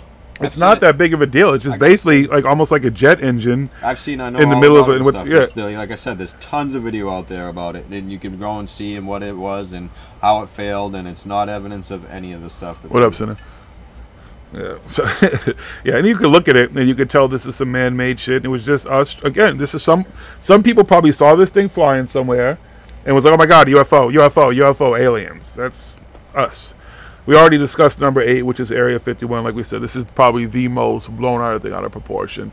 No disrespect to John Lair, Bob Lazar, and all their videos and stuff like that. Even with their videos, it is not conclusive evidence that anything extraterrestrial was ever captured there, flying there, anything. What I've seen is a whole lot of videos that look like it's a possibility. They were testing some insane shit. Who's to say they weren't already testing drones and stuff back then? We don't know. There's reverse engineering, anything like that. It just looks like a bunch of smart fucking people that the government had at a secret fucking military base, and they was like, here, come up with some cool shit. And a whole lot of grainy fucking videos. Just imagine, you know, a bunch of smart people and stuff, and all of a sudden you have a fucking unlimited budget to come up with whatever your mind wants to fucking, or to make this idea realistic that the government wants. We want some crazy fucking planes that nobody can track, nobody can find us or anything like that, so we can go bomb the fuck out of these countries. I mean, so we can defend the United States. And the scientists are like, cool, defend the United States. Let's go. Let's make this thing. And now here we go. All those years later, we got stealth bombers and shit. We got stealth. Well, I don't think they came up with the stealth. They used the same technology from the stealth bombers on the stealth boats and stuff we have. So, but I don't think they developed the stealth boats in the middle of the desert and stuff. They took that technology to somewhere. There's some secret base in the water, and they made the stealth boats and stuff like that. But that's what it basically comes down to. There's no actual evidence that, you know, there's any aliens. We know all about that. There was no aliens discovered in Roswell, which we'll get to in the next one. Yes. No, there were not. Number 7, Project Mogul. One of the biggest reasons behind the whole Area 151 alien conspiracy is Project Mogul, a late 1940s project for detecting Soviet atomic tests. How were this test detected? With microphones on high-altitude balloons. Oh, and one of them crashed in a place called Roswell, New Mexico. If you're wondering where the whole UFO thing got going, or it's just a weather balloon explanation, look no further. And we discussed this in links a couple weeks ago, too, like the whole... Yeah, Project Mogul and what really went on, and the poor fucking pilots who, I mean, the fucking guys who were wearing parachutes and jumping and shit. And yeah, there's more to that story. This is just this is just giving us kind of a little gist to it, because there was other guys in high altitude balloons and stuff going up there doing other tests and stuff at the time, and the dudes came down and like they crashed and stuff. They basically crashed and they lived, but the guy's helmet was literally stuck to his head from the force of everything. And they had to cut it off, and his head was swollen. Okay, so imagine people had seen this and stuff. The guy's wife, even to the, I think she might have passed away now too, but it's all in the stories. It even goes, it's on his obituary, everything, that he was the UFO, the fucking alien at Roswell and stuff like that. And people, again, the story for aliens and Roswell and all that stuff didn't really take off until years later. People were wondering, they were like, oh, this is kind of funny and stuff like that. At the time, because all of a sudden the military swoops in. Anytime the military swoops in and stuff, people are going to wonder stuff. But the stories didn't pick up until years later on, and then they take these little pieces and stuff and forget about the rest of the story that people were well known at the time, what had actually happened and everything, and they forget about all the other stuff, which is well documented. Stuff in the 20th century and the 21st century, it's all well documented. We document the fuck out of everything. And all the stuff, we'll get to some of the stuff with the Nazis and everything. The Nazis and the German people have been documenting fucking shit fucking meticulously forever. And then for all this stuff about all these Nazi things going on, and we got no actual evidence and no actual proof of those documents or anything. We just have hearsay word coming from insiders that say they saw something and everything, but you never see any of this stuff. There's no documentation of any of this stuff anyway. None of it. But okay. So we're going to take number 6. Speaking of the Germans, Patton's Ghost Army. This was really only misunderstood by the Nazis. Back in World War II, U.S. allies sent around an 1,100-man unit to give fake radio transmissions, pose with inflatable fake tanks, and conduct fake exercises to deceive the enemy. Much of the Ghost Army work was kept classified until the 1990s. A documentary came out about them in 2013 and is supposed to be great. So yeah, basically something else. There was a ghost army, and they were super soldiers, and they could do crazy stuff. Kind of crazy shit was going on. I mean, Hitler was trying to make super soldiers. He was fucking. Everybody was fucking doped up on basically on fucking meth. They were all on methamphetamines and shit like that. All the soldiers and everything, taking all kinds of these fucking crazy drug cocktails and stuff to keep the soldiers awake and fucking going all the time and stuff. Fucking wanting to fight and kill people. But as far as actual ghost armies and stuff, nope. I like number 4 too, because I actually remember this picture and this video and stuff circulating on YouTube and everything. What about number 5 though? Did I skip one? Yeah. Oh, 5's sorry. Real little. Yeah. The internet. The truth is nobody understands the internet still to this day. It's the Black Knight satellite, man. That's where the internet comes from. We know that one's not true either. But yeah, the internet is still But no, there are people, we do understand how the internet works and everything like that, but people think it's the military, it's all this, not the military, it's aliens, it's all this technology, it's all this stuff. It's not anything to do that. The history of the internet is well documented, how it all became a thing, and how we have emails and websites and all that stuff. It's all, again, it's the 20th century. It's all well documented. Even nowadays, I mean, everything is even more well documented. We have video for everything, and we still have no video evidence of most of the stuff that people fucking claim. So here we go. What's the next one? Number 4, the Northrop Grumman X-47 Bravo. For some reason, the Navy trucked around their latest stealth drone, still undergoing testing on the back of a flatbed in 2011. Everyone called it a UFO. Yeah, I remember this shit just making drones, again, back in 2011 when they were fucking still testing it. They were trucking this shit from place to place to test it. You can see on the pictures and stuff that that's the covering. Like, you know, when they have cars, test cars out, new cars and stuff, they don't want people to know. It's all they got all these like panels and stuff over it, so you can't really see everything on the car, and they're out there driving it around or whatever. Even when the new cars come on a car carrier, brand new car, they got all this white plastic all over it and shit. That's what it looks like. It looks like a boat wrap, though. A boat. When you take a boat out of the water for the winter, and they fucking put that shrink wrap plastic shit over it to keep it fucking from the weather in the wintertime. That's all it looks like. It was a UFO, man. It looks like a giant drone wrapped in some shrink wrap. UFO. Wrap. Aliens. You know it's aliens. It's always aliens, man. What are you talking about? Number 3, the Caspian Sea Monster. The Soviets' arachnoplan was so big that Americans named it the Caspian Monster, mostly because it had KM written on the side and it was unbelievably huge. We never really figured out what exactly this ground effect craft was supposed to do. The Soviets never did either, and the project got canceled. For many years, it was the world's largest aircraft. Yeah, I mean, it looks kind of crazy, but yeah, that's actually not Nessie. Sorry, folks. The Caspian Sea Monster wasn't like fucking. No, Sea Monster is not a UFO because it didn't really fly. USO maybe. Yes. All right, number 2, folks. In spite of the Philadelphia experiment or whatever the fuck that movie was called and everything else, stealth. No, it won't make you invisible, as everyone figured when the text first trickled into the public consciousness. No, it means stealth from radar and stuff. It's not stealth from the human eye, even from you hearing it, because at some point you still hear. You can still hear it and stuff, but with the technology, it's harder to pick up the hearing. Yes, it's a lot closer than the average stealth plane.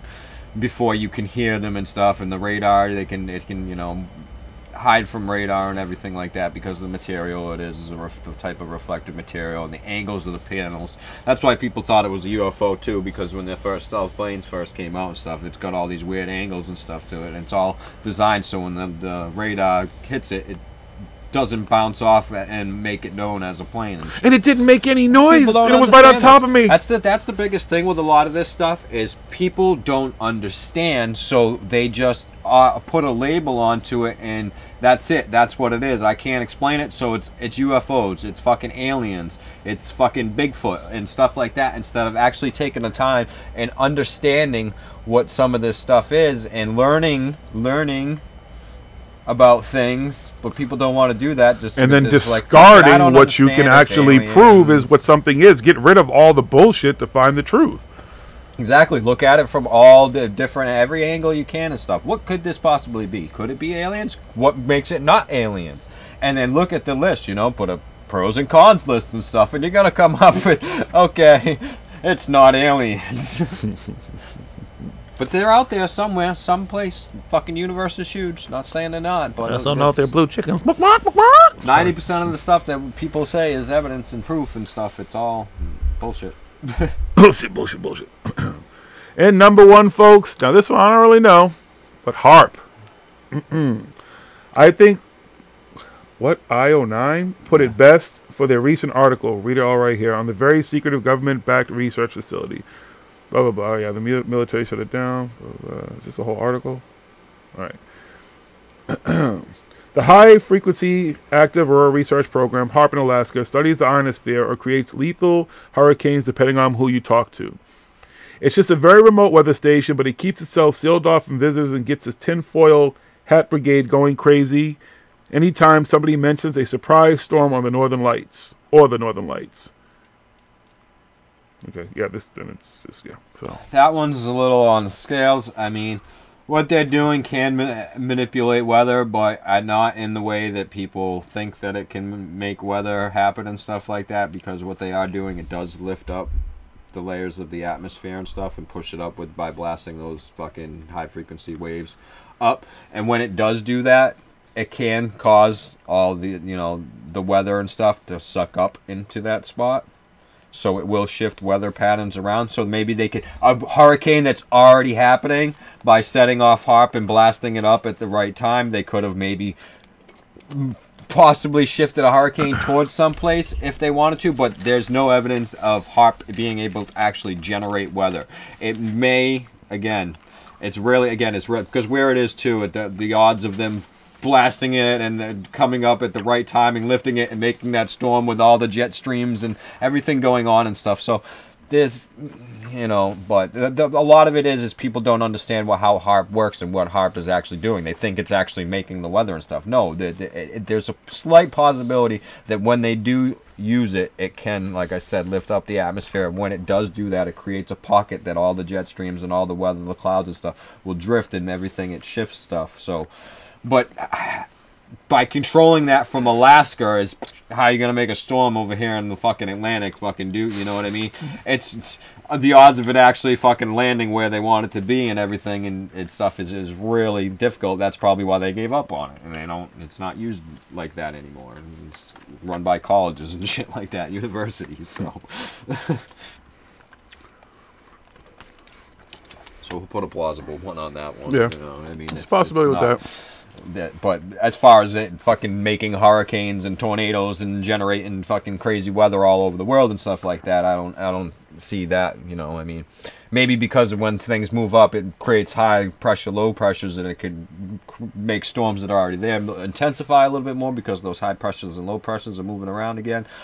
That comes down to people just don't understand weather patterns and weather and stuff like that, high pressure systems and the different layers of our atmosphere and everything like that. It's not just, there's several layers and stuff. There's levels to this shit, man. There's levels. And so people just don't take the time to understand and say, oh yeah, okay, yeah, I see what you're saying. Yeah, that's really what you're probably doing is what you say you're doing and everything like that. And it might have some effect on the weather slightly, but I don't know. Again, there's not enough conclusive evidence and things to say that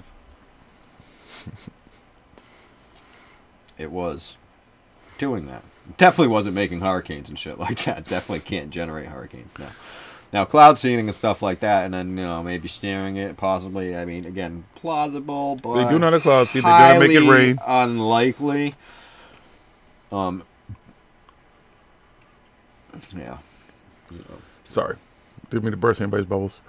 That's just a couple of some of the popular things that people have taken and just kind of run with, Like, again, you have this show right now, Project Blue Book. Here's a perfect example of something that on television, I've watched like probably 3 or 4. I don't think I've watched any of the episodes all the way through. But the premise of the television show is basically, as we said in the news earlier, that there's these 2 guys, one who's a complete fictional character, one who's a real person, who was going around investigating these UFO claims.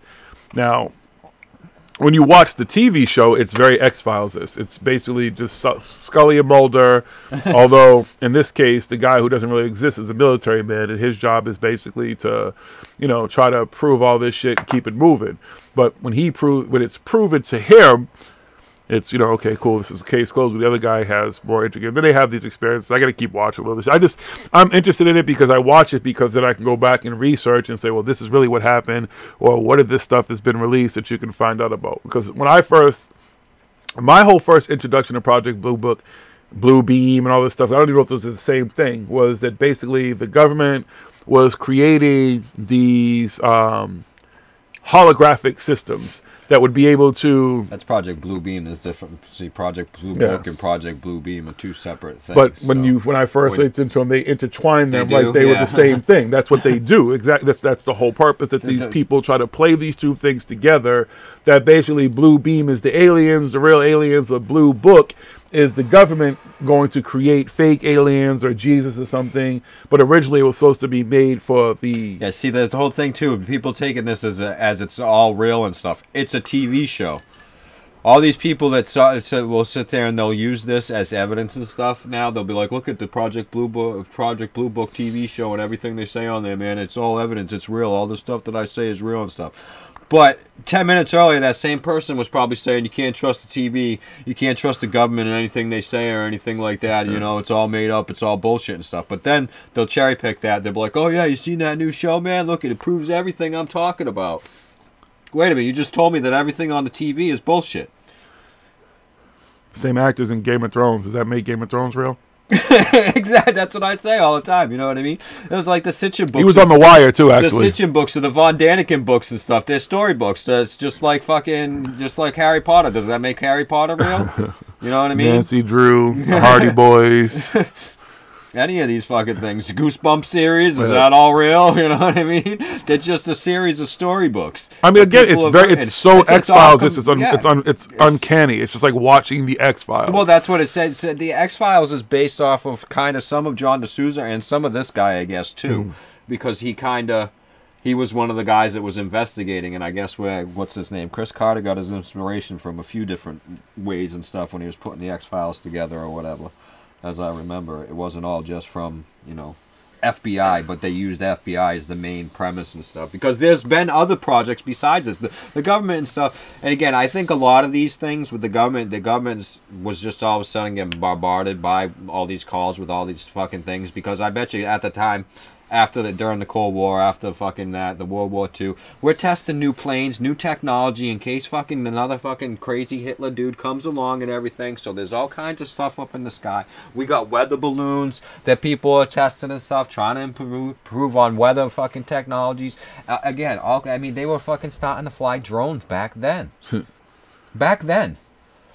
And then we also have, there's some evidence, there's a trail, highly plausible, that the government is the one that's putting this whole alien fucking story out there and making all this shit fucking up just to fucking get people to do all this stuff. Again, Project Blue Beam.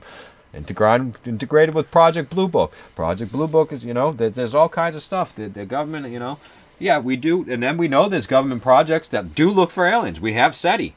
Search for extraterrestrial intelligence. It's Arecibo, all this. You got the Arecibo. You got all kinds of projects all over the world and stuff. And then people just cherry pick little pieces here and there, and they put it together and say, "Bam, here's my evidence." And it's not. When you go and you back and you look at that whole entire study, say it's a SETI study, and this whole thing of whatever, and they got this little signal and stuff. They just take that little thing out, and they're like, "Oh, look, they got a signal," but they don't tell the conclusions of what they finished of the signals or what happened before the signals and everything else and what everything is.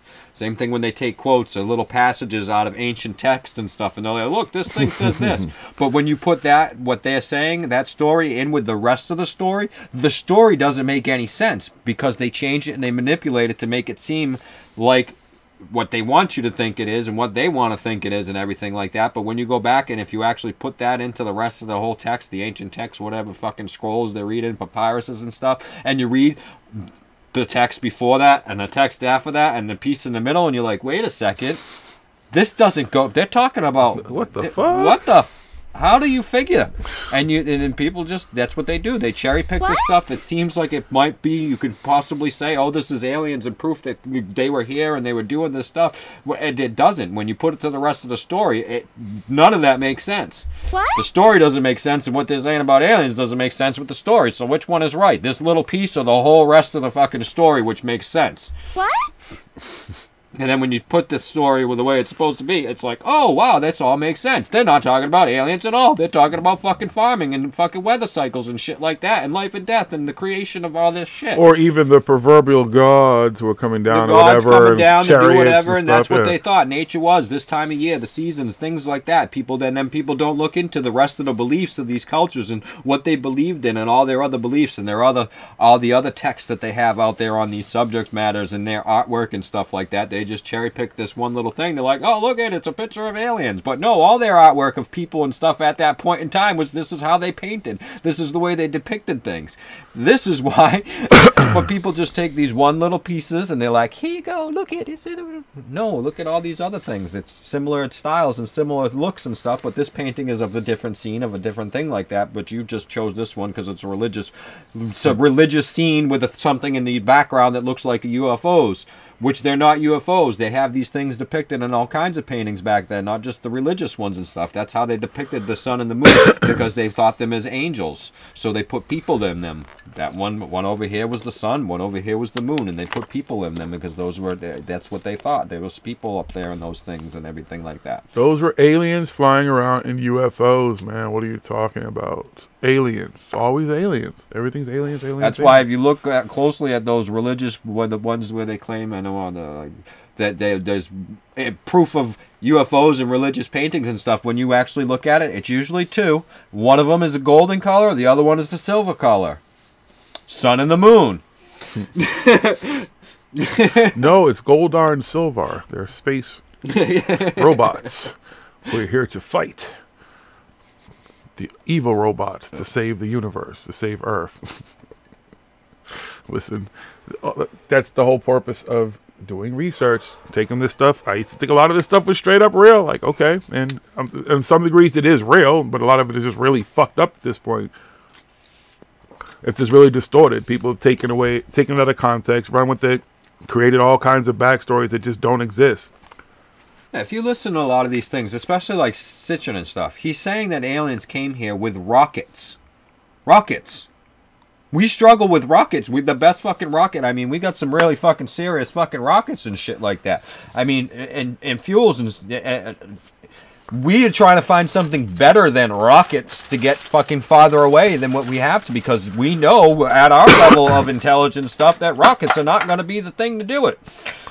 Not going to happen. Yeah, well, in defense, in defense of the Anunnaki, though, their planet was here too, so you could take a rocket from a planet that's not too far to another planet.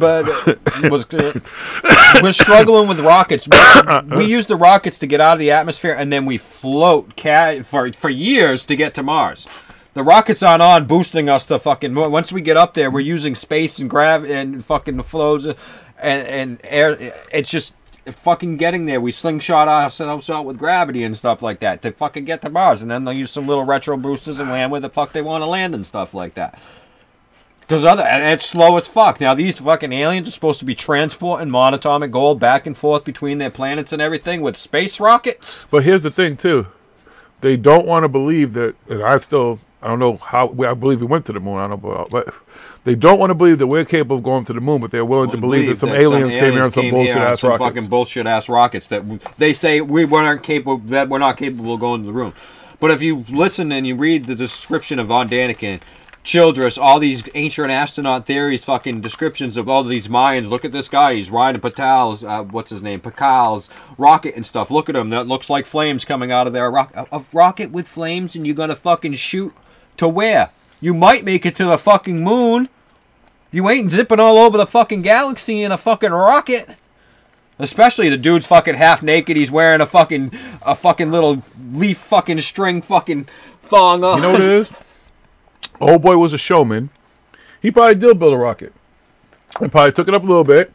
And then came down and crashed. And the story just got blown way out of fucking No, if proportion. you know the culture I and know, I'm just everything and joking. stuff like that, but we won't go all into that one because that's off of the secret project thing here and stuff. But that's where all this stuff gets generated and it gets going, and then you have stories. All right, we'll talk about the secret project. We got Operation High Jump here. Admiral Byrd. Admiral Byrd, Antarctica.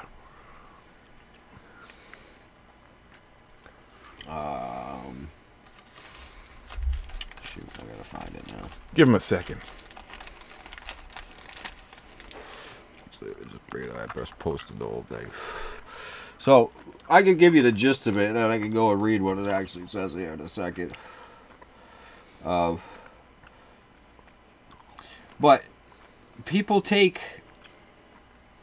this is a case of misquoting of what Admiral Byrd actually said in saying that there's aliens and we need to protect against all this stuff and everything, because it's misquoted because it was originally from most of this story and this fucking conspiracy originates from an article, from a Spanish article written almost a fucking century ago, and people misquote it. So here's the way the myth is usually told. On March 5th, 1947, in the El Moracho newspaper, Santiago, Chile, had a headline article, "On board the Mount Olympus of the high seas," which quoted Byrd in an interview with Lee Van Atta. Admiral Byrd declared today that it was imperative for the United States to initiate immediate defense measures against hostile regions. Furthermore, Byrd stated that he did not want to frighten anyone unduly, and that it was a bitter reality that in case of a new war, the continental United States would be attacked by flying objects which could fly from pole to pole at incredible speeds. Okay? So people take this and they think that he's talking about aliens that he found in Antarctica. Okay? That's where this whole story comes from. It comes from this fucking misquoted thing in a Spanish newspaper in 1947. Okay, and people run with it, and they make up all these stories that he'd have covered. I'm gonna find I have his whole thing about his journal and everything, and his diary and stuff. It's all bullshit. None of that's fucking real. It's all made up. It's all fucking stems from this right here.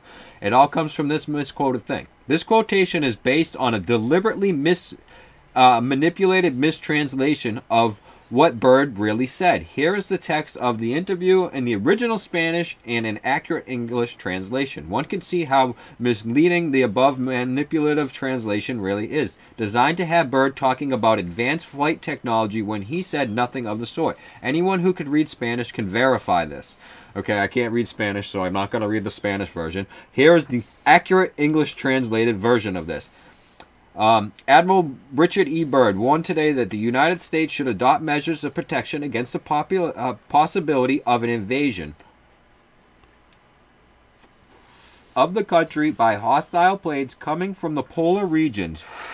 The Admiral explained that he was not trying to scare anyone, but the cruel reality is that in case of a new war, the United States could be attacked by planes flying over one or both poles. This statement was made as a part of a recapitulation of his own polar experience in an exclusive interview with International News Series. Talking about the recently completed expedition, Byrd said that the most important result of his observations and discoveries is the potential effect that they have in relation to the security of the United States. The fantastic speed with which the world is shrinking, recalled the Admiral, is one of the most important lessons learned during his recent Antarctic exploration. I have to warn my compatriots that the time has ended when we were able to take refuge in our isolation and rely on the certainty that the distances, the oceans, and the poles were a guarantee of safety.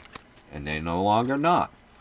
This Byrd myth quote is terribly misleading. Only the lazy or dishonest will continue to foist it onto the people as fact. There are plenty of other more interesting factual trajectories regarding Nazi wingless saucer technology than this nonsense. And then there's a link to all the peer-reviewed research and stuff on the topic, and it's quite good about the myth of this frickin' stuff here. Just bullshit, bullshit, bullshit, bullshit. Mm-hmm. Is there more to it? Nope, that's it for that part right there. So that's how it all gets started, with that one little thing from that one little article, and people twist it around, and they make up this whole thing with his fucking diary and all this stuff he saw and everything. Didn't see any of that. Yes, he okay, so some of the stuff that people say, he saw some green land and when he flew past Antarctica. Yeah, if you fly past Antarctica, you're going to keep flying and you're going to start to see fucking Australia, or you're going to see South America and shit like that. If you fly past Antarctica in the right direction, you're going to see green land. Because there's other land out there. Past Antarctica. Like, well, at the bottom, I mean, in any direction you go. Well, it depends. I mean, because you know the way the oceans are, the globe. You fly up this way, there's Africa. You fly up this way, there's South America. You fly over here, there's fucking Australia.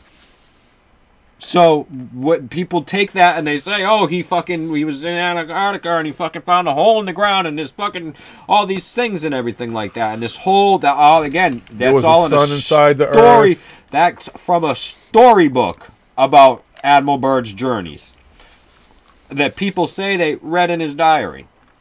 You can go and look up all these things and see that there's facts and evidence to back all this up. Or you can continue to believe the stories.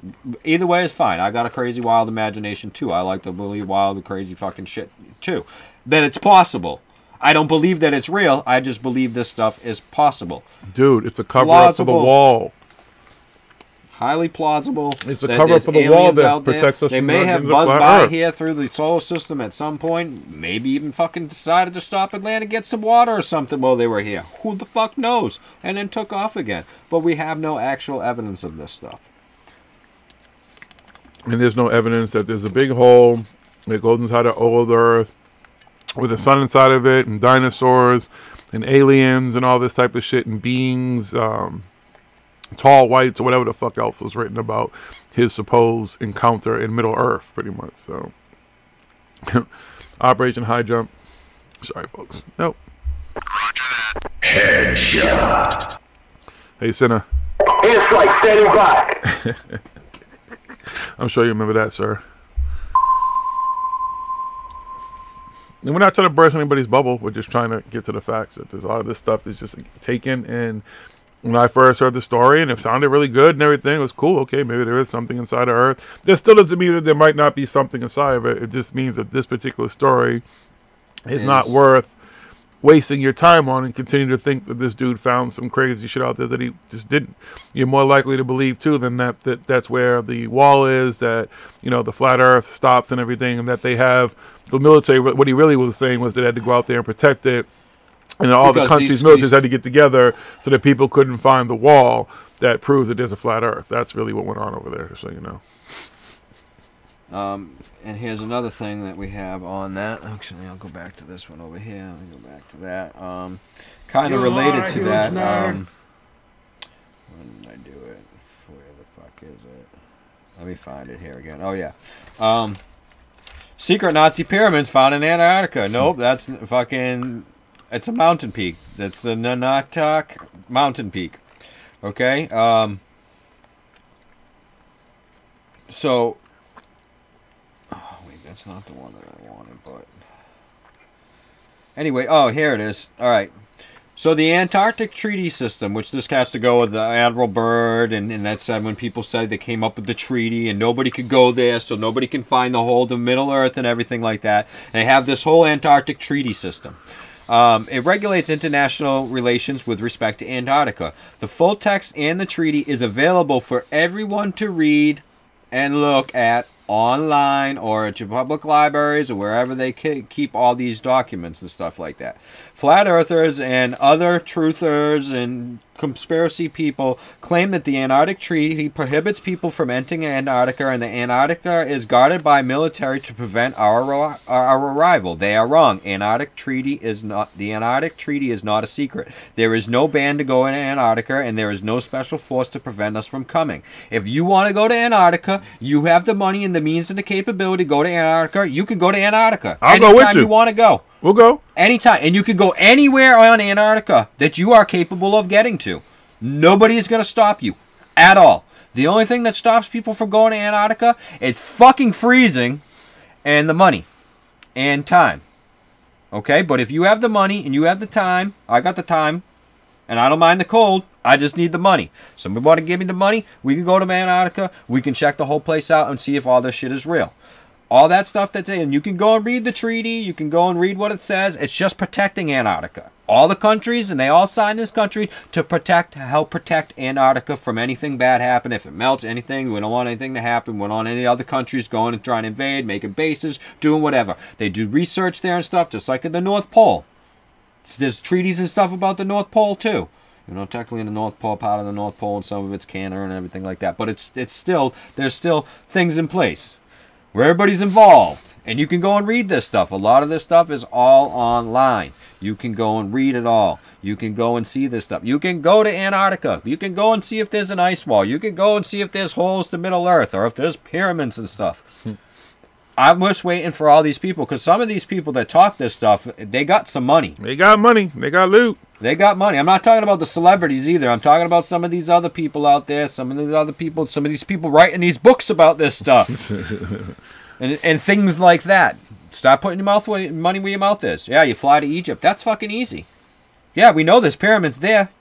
You're talking about pyramids in your books that are in Antarctica. Go to Antarctica. Oh, no, I can't. The military says I can't. Well, no, like I can pull up the treaty. If you all want me to go and pull it up and read the whole treaty to y'all, we can. There's nothing restricting you from going to Antarctica. Nothing at all, except for, again, money, time, and do you want to fucking freeze your balls off? Or your vagina. Whatever you got. Whichever one. Or both. Maybe you're a hermaphrodite. Or both, or whatever it is. Do you want to freeze body parts off? Do you want to risk fucking having frostbite and pneumonia and all this other shit from going into the cold weather and everything like that? That's what it comes down to. And no, people don't want to do that. You know, I mean, yeah, the Antarctica, for the people that can go to Antarctica, it's a happening place. Buzz Aldrin's going. Some important people, it's going to Antarctica. It's a cool place to go if you got the money. The no, they went there because the aliens. They had to have meetings because they found aliens and spaceships. A powwow with the aliens in fucking Antarctica. The treaty gets signed there. They had to move it far away where no one could get to, because that's the only place the aliens would come down, because they didn't want everybody to see the aliens. And yes, Alien Man, we have listened to Bill Cooper. That was the best thing about him. Is, I got his books. I mean, we've listened to him. I have Behold the Pale Horse. I've had that book for almost 20 years now. One of the first books like this I got like 20 years ago and everything. And if you listen to him and you know Bill Cooper and stuff, in the end, he's the one. And actually, we've looked into that's how we know there's kind of evidence to go with this and stuff, that the governments and stuff and the people in charge around the world and everything and the power to control all this stuff are the ones that started this whole alien thing. He figured after all his years researching UFOs and all the UFO stuff that he saw and wrote about in his books and everything like that and talked about in all those lectures and everything was all bullshit. It was all us the whole entire time. And he was pissed about that because he's like, this whole time they were using me. They were using me this whole entire time, and he didn't catch on to that fact that he was being used by them the whole entire time until later on. It's fucking kind of like the X-Files fucking thing. They were using Mulder the whole time. They're using these people the whole time. The Smoker Man using everybody the whole time. You know what I mean? But these people, whoever, you know what I mean, the Illuminati, the Cabal, the fucking, you know, dark side. the greedy, rich, egotistical, fucking power, fucking hungry people of the world. You know what I mean?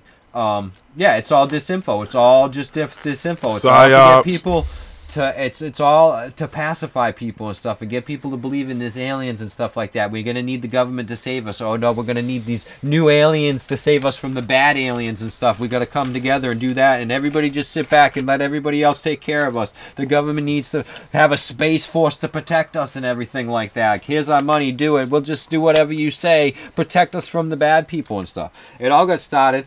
Which we can go into with fucking Reagan's speech, which everybody loves to use as evidence of UFOs and stuff, but they don't play the whole speech ever and everything. And if you play the whole thing, you understand what he's actually talking about. He's not talking about aliens and UFOs and space fucking. And then you come to find out he's a motherfucking plagiarism. And you find out he plagiarized it from like a Bilderberg type fucking speech from like the early 1900s, like the 1914 or 1915 or something like that. There's a group of these fucking power fucking corporate fucking billionaire fucking rich fuckers that want to fucking control and rule the world. We're talking about starting this fucking alien thing up. And then shortly after that, you start to have all these sci-fi fucking alien stories coming all over the fucking place and stuff like that. H.P. Lovecraft, fucking all this stuff that Sitchin and Von Daniken and all these other guys ripped off all their shit from the fucking 30s and stuff, and nobody fucking picks up on that and everything. They just change a couple of words around, change a little this and a little of that. There's a sucker born every minute. Fucking whole new stories born, and they got a whole new series of books and stuff. And H.P. Lovecraft, he even said his shit was bullshit. He's like, I'm just writing this stuff. It's just all fantasy bullshit that I fucking put out there. He said his shit. Cthulhu's not real? Yeah, none of that shit. It's fucking... He's not going to come through a big wormhole created by CERN and come and it's swallow all and kill fucking us. bullshit. Disinfo like Alien Man saying. That's what it is. It's all shit. It's all to fucking pacify us. All this shit. This fucking Corey Good fucking shit. All these fucking people waiting fucking for aliens to come and save us. Oh, camera's died, so we'll take a quick little break here and we'll switch up the battery. Yeah, don't go too far, folks. We'll come back and we'll talk some more about all this stuff and some of these other little programs and things that are going on. Yes. We'll be right back. Yeah, just give us a chance. Gonna change up the battery and stuff. Don't go too far, folks. Just a little bit of music and then we'll be back. All right? Peace. Who's in the shadows? Who's ready to play? Are we the hunters or are we the prey? There's no surrender and there's no escape. Are we the hunters or are we the prey? No surrender like I'm creeping on the come up. Light it up just like the 4th of summer. Doing magic like a sorcerer on them. Gust of wind take away opponents. Time is precious, I ain't got a second. These ain't verses, these are Kasha records. 111 333 555. I get the message. They don't want no smoke, they don't want no static. Gotta want it more than they want you to have it. Walking through the madness, looking at the damage. So apocalyptic on this canvas. Prophesizing like a prophet, it's unreal. Ain't no use in using logic. There's nothing they could do to stop it. I'm about to take off in this rocket. Came down from the 9th dimension, no surrender till we cut the tension. Call me Cinder from Killer Instinct. Cause my body goes on fire when I rap in the instinct. Ain't nobody on this planet make a god surrender. Goes for any phony, any fake pretender. Transmute energy, I'm an orb bender. You gon' catch heat, I don't care who sent ya. Watch how I fuse every letter I use into a lyrical enlightenment. I pick and I choose, and every word I say I let it right into the music. Get you faster than lightning, I'm the rapping Zeus. Am I really Ares, the god of war? I am every human that is being and more. Who ready to play? Who be in the shadows? I'm the infinite creator. You ain't ready to battle, no surrender. Who's in the shadows? Who's ready to play? Are we the hunters or are we the prey? There's no surrender and there's no escape. Are we the hunters or are we the prey? Get about the mind, Triclops telepathic eye. Fibonacci process, I'ma multiply by the amount behind. Rise unfold like a lotus flower. By design, Rome gets stopped by Selassie I when them shots are fired. Nitrous oxide, this rocket science spit. High five like a roster guy. Top 5 playlist, check Spotify. You doubt the job, you need not apply. Eye to eye, open wide. Fiber optic sight like binoculars, focus high. Disengage like a bodhisattva, that local consciousness, all goodbye. Even if one soul survivors on the road to righteousness, fine. Who's in the shadows? Who's ready to play? Are we the hunters or are we the prey? There's no surrender and there's no escape. Are we the hunters or are we the prey?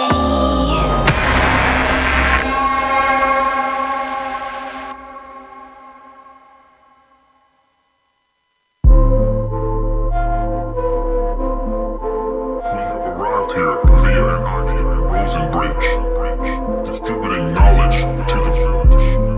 5D, space frequency, pass through the Tesseract, 3D biohack. Time to regain the memories of the energies and frequencies. Go astral, then back to the university, so we can learn how to manifest eternally. You are more powerful than you Open your eye and you will see. Yeah, I went to the origins of this, connected my organs to planets, opened my forces with forces from planets, flow with the orbit to balance my zoomorphic canvas. I feel like a genius right now, I feel like I'm genius right now. It's bigger than Jesus right now. Fucking photons from the excess light to my third eye got me crystallized. Everything I visualize turned out. I be in this fucking prism like a symphony. Taste, color, make dreams in my crystal eye. Everything we ever learned was a lie. Marduk and Tiamat made we collide. Spaces and spaces, dimensions get taken to places where only the truth can survive. Faces get taken, erased and replaced, where the only intention is living to die. Tell me what's the ticket on the LB? I got 21 grams in the pentagram, sitting like an Indian. That's how I gather all my energies. I was in this motherfucking Rain Man tripping, geometrices all dripping out my brainstem. AM, I woke from the sound of the sun. I am fire and light, fire and light. And I will not die because music is life. I am eternal, I'm vibrating light. Must find that balance to center these talents, cause once I imagine shit's dropping through twice. Spitting this ether that burns through this creature. Drop knowledge through ether with flames from your speakers. Cause when you look deeper and see past the preachers, turn the pews into bleachers, man, something ain't right. Yeah, in a God world, nigga, don't pray on me. I'm not looking for your savior for the remedy. I can't believe that another nigga saving me, especially when that same nigga was sleep during slavery. I ain't seen a saved nigga that was really free, nor a paid nigga struggle for a plate to eat. So when you enter this realm, just know that nothing's free. Frequency purge, feeling the burn. You know it's the fire within. The vibration turn, waters are poured. Now watch all my alchemy begin. I'ma mix a little feelings in this pen. Got some fresh blood and some shrooms for the tank. I'm about to write about the truth, like Coke was in the booth, and we taking this love to the bank. They say we part 8, I guess they just saying we saying. I'm no longer playing, you fresh off the worship, keep praising these corpses. I vibrate these organs, keep building this fortress I stay in. Infinite time, infinite rhyme, infinite life, infinite mind, infinite I, infinite immortality and beyond. Who's I'm in raw to the limitless. It would seem theoretically first, meaning in logic, that the space that time doesn't exist has to be the point of origin. And it's because we still will never have answers for where did the first thing come from. They want me to believe my mind is a menace. If I don't choose to use it, how they tried to program it like my head's a battle drive. It's from another planet. Label it a dud and place it below the standards. Now they're calling me a rebel, saying I just wouldn't understand it. It's above my way of thinking, too complex for the average. So run along now and have a sip of this cancer. And watch on television, pray to God for your answers. And keep yourself busy, make sure to pay these taxes. A little friendly minder, let you know who's swinging axes. Who's making up the brackets, devising all the distractions. Telling me to relax, I guess I'm just a bit too savage. With a sophisticated sense, the setting causing havoc. Rising up against the ones, the little shiny badges, the long black robes, the camouflage jackets, the red and blue ties, and the crooked Sunday masses. I guess I'm to the point where you can say I've had it. Now my mind's feeling erratic and tragic and full of static from the trash that these bastards is feeding us systematic for their own cinematics. And they fucked up social classes, wanna keep me in the dark, but my light is everlasting, and all I can see is the future reflecting in my glasses. So now is the time to rise up with the ashes, and with the massive passion I watch the system as it crashes. So your point of origin it's not fixed, it's not static. Because if you didn't notice, if all the solutions that have been available on the planet, the major solutions like the religion, like the financial structure, and like if it was really, really potent, it would have changed everything. They give Nobel Peace Prizes away all the time, but there's no peace. Welcome to my hood. Alright, not normal. You can take a walk in my hood. Everything paranormal. Everything paranormal. If you're scared of dying, we got something for you. Open up the door, you can be immortal. If you really try to ride, step into the buckle up, I'ma show you where it's at. We gon' burn a couple blunts, we gon' pop a couple caps. I ain't talking about 4 5s from the strap. Psilocybin driving, so we headed off the map. What you know about? Tasting color, seeing sound with a crystal eye. Turning nothing into something when we alchemize. Vandalize the lies with the truth. Ain't nobody wanna take shots to this proof. All we ever wanted was the answers. Looking for unique, but our vision keep us phantom. Phantom black man, ghost writing in a pentagram. I'm from the place where our thoughts meet the program. Not too many open to the power that they hold. Just know that when we shine, it's the reflection of your soul. Supreme beings moving, watch the galaxy implode. We are not alone. If you're not normal, welcome home. Yeah. Welcome to my hood. Where ain't nothing normal. You can take a walk in my hood. Where everything paranormal. Everything paranormal. If you're scared of dying, we got something for you. Open up the door, you can be immortal. If you really try to rise, step into the yeah, I gotta hold on to this feeling. I'll be seeing visions through the folds of the prism. Projecting all wishes, anything I want is given. Paranormal vision, you can call it supervision. Control the superstition, make them wonder how we do it. They seen us in the mud, now we out here making music with the paranormal movement that's stronger than what you deal with. If Jesus was just a fraud, and hallelujah for Judas. Caesar is not the mob, so it just had to be Brutus. They hate when we on our job, cause persecution is useless. Proof that what we doing is more than just making music. Utilizing the truth, drop it off in the hood, showing what's really good. The feeling is understood. We know just what it means to get it by all means. Supreme beings moving, watch reality explode. We are not alone. If you're not normal, welcome home. Yeah. Welcome to my hood. Where ain't nothing normal. You can take a walk in my hood. Where everything paranormal. Everything paranormal. If you're scared of dying, we got something for you. Open up the door, you can be immortal. If you really try to rise, step into the portal. Now, theme music. Every good hero should have some. They're here.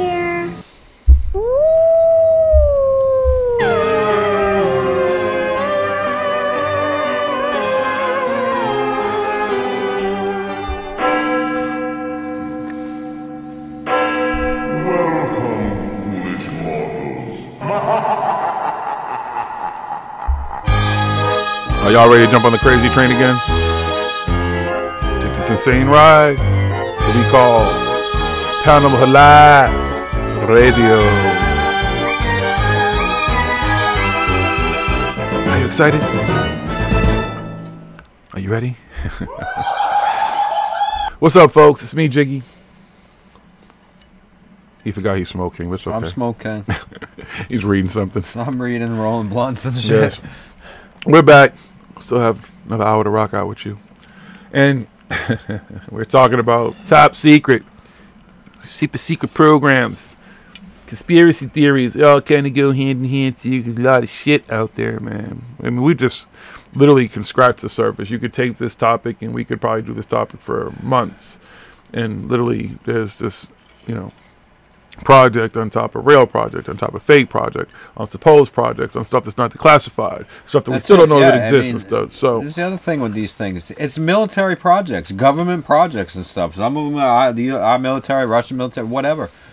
Joint stuff together. And then people will get little bits and pieces of it, and then they fucking make it into this whole big story and everything like that. And when it comes down to it, here we are, fucking now shit is declassified, whatever, and the whole thing comes out. Even a lot of times back when the stories came out and stuff, it wasn't even classified, super high classified information. You could find out back then and stuff. Like we'll read with some of these ones coming up here in a minute. It's just... people just, again, it's the cherry picking. They just find little bits and pieces. They want to believe so bad. They want evidence for what they believe so bad. They ignore everything else, and then they just take a little piece. They just pick that one. Oh, look at all these cherries. Up. Let me just take this one right here. Oh, that's perfect cherry. That's the cherry I needed. And as we keep, one of the things that I've pointed out, and listen, I grew up in religion. I grew up in all kinds of religion. You know what I'm saying? Went to all kinds of churches, studied all kinds of stuff. And this shit is becoming a religion. It is becoming a cult in a lot of cases, too. People are selling pipe dreams and stuff. Listen, you tell people you don't believe in God. How could there be some man in the sky sitting on a throne and stuff, and someone up there playing harps, and angels flying around with white wings and everything is just beautiful, and the man just sits there all day and stuff in the clouds? And then you don't want to believe that, you know, you kill virgins or whatever. You do this and you bunch of virgins when you die and shit like that and all this type of stuff. But you're willing to believe that these aliens are out there. And at no point in our history that we can really tell, other than a lot of the bullshit that we see, and especially in my recent history, I'll be 49 in a couple weeks. You know, I'm almost at 50. I've been here for a minute. I still haven't seen them intervene in shit. See some crazy shit going on in my time. Wars, all kinds of crazy shit. I haven't seen these motherfuckers intervene yet. I've heard some bullshit stories about them doing it, but I haven't seen them do it. When do they plan on doing it? What the fuck is the wait? They're not in a hurry. Their clock is different than ours. Their time is different than ours. Oh, no, that's right. They got to wait until certain people, you know, have gotten the masses to ascend so that these aliens... Blah, blah, blah, blah, blah. Bullshit. Get the fuck out of here. It's the same thing as God. God, why does God fucking let people suffer and stuff? So just like the aliens. Because he judges us. We have to judge him. He judges us. They have all this, you know, these beings and these channeled beings and these interdimensional beings and these aliens and this whole secret space alliance that's here to protect and save Earth and everything like that. Have all the technology. They can save everybody. They can do all this stuff. But they sit back and they do nothing right now. They're just sitting and waiting. Sounds just like God to me. Just sits there and watches everybody die. Everybody's got cancer. Everybody's got fucking AIDS and fucking heart attacks and all this stuff. And there's war and fucking people famine, starving Ebola. to death and Ebola and all this shit going on all over the place. And yet God lets it happen. It's part of God's plan. It's Genocide. God's plan. He can't do anything yet. He's got to wait. The rapture's coming. Be prepared. Repent your sins. It's the same thing. The same story. It's the same thing. Yet these new people, they're like, I'm not religious, I'm spiritual and all this stuff. No, if you believe it in fucking alien chicken birds and fucking channeled beings and fucking all this other stuff and you're ascending to a new earth and everything like that and fucking with all these fucking high dimensional beings or whatever the fuck it is that you are, it's a religion. You believe in something's coming to save you. Nothing's coming to save us. Save yourself. That's what we're here, okay? We're humans right now. Tom Brady came to some save other us. time we might be something else. We don't know. Don't have any exact evidence for that either. It's a possibility. Could have been something else before that. Could be recycling here. Who knows? Could be a spirit. Could be a fucking soul. Could be whatever. Right now, though, what we do know, what we have a whole lot of evidence for is there's a whole lot of human beings on this fucking planet, and we're all human beings, and we need to start acting like humans. Be humane. I saw that movie, Raphael. I'm just waiting to live in Elysium. Shit. Can we move up that motherfucker if it's out there? It's hard. It's hard to go through all this shit. Again, we could spend months talking about all the various different projects and all this stuff that we know about. And most of this stuff is very easily explained. But you get these charlatans, you get these folks who are just creating a whole... Hey. And we're guilty of it too. At first, when you look at it, you're like, shit, because, you know, it fits on what we want to talk about, what we talk about all the time and stuff. Let's go with it. But it's fucking there. But why look any further? This person right here has done the looking for us or whatever and shit, you know, for the most cases stuff. Or sometimes it's like, yeah, it's plausible. Like I said, we've never said any of this shit's, you know, we believe it's real. We still believe it's all real and stuff like that. We always say it's plausible. We're just finding out a lot of it's less plausible now. Yeah. More and more because we put it on the back burner, whatever. We're like, all right, we'll investigate this some more here in the future and stuff. Let's look into this stuff more. Let's check some of these sources, and here we are. And that's what we're doing, and we're going to keep on doing that. We're going back over all kinds of stuff. We're looking into new things right now, and the bullshit of these new things. There's fucking stuff coming out right now. The secret insiders have told me... Yeah, our insiders got information from their insiders, from their insiders, from their insiders. No, our insiders have better information than their insiders. Mm-hmm. See, we have real insiders. Yeah, we got the their insiders aren't really on the inside. They're on the outside looking in. Our insiders are inside what they should be inside. So our information is better. Okay? I told you all. Our inside information is so goddamn fucking inside it came from outside. Yep. I'm channeling aliens. They're Rasta-Aryans. They come from a planet of weed and organic vegetables and everything. It's a beautiful planet. There's just fruit and vegetables everywhere, and weed everywhere, and psychedelics, and water, and animals. And we all live in harmony. And they told me in order for us to ascend, that everybody has to smoke weed and do psychedelics.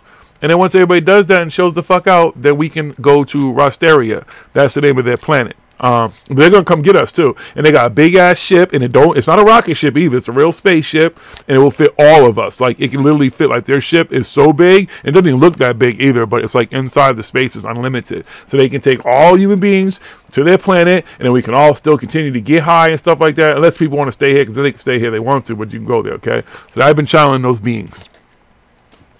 Okay, they're gonna come and save us. Who's with me? Nobody wants to smoke weed and do psychedelics? Nobody?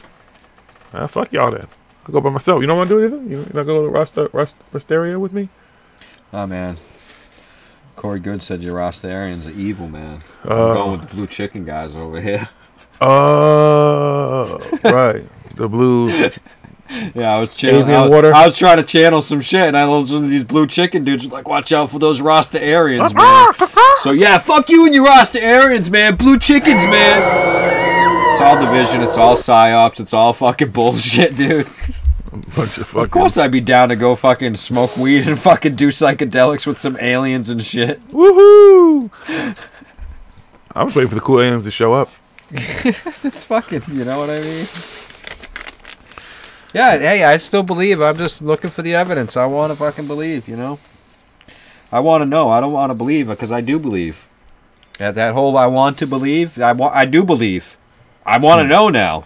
I believe in this shit. Let me know. Now, quick question to the people, folks. Has anybody watched any of the Project Blue Book other than me? Has anybody tuned into it? Has anybody watched Roswell, too? 'Cause that's, again, we were talking about that one earlier, too. I have no... Anything that's on the CW... CW, to me, I don't know what the fuck CW stands for. To me, it just seems like Child World. Like, it reminds me of we used to have a store here before Toys R Us, and they called Child World, where I used to go to get toys when I was a kid. That's what the CW reminds me of. I'm a huge comic book fan, but I haven't yet to watch any fucking series on CW. Arrow, isn't all that shit on there? Arrow, the Arrow family, and what's the fuck, but whatever. Yeah, I don't watch Child World. So, if anybody's watched it, I'd like a little input on that, though, because I've yet to watch any of Roswell. But, like I said, Project Bluebeam, X-Files. It was what I expected it would be. A bunch of overly sensationalized stuff. Alright, let's see.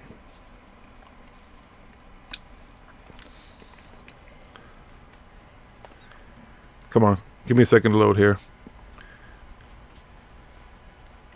I figure I'd take us away a little bit from just all the aliens and that type of shit. But it won't load.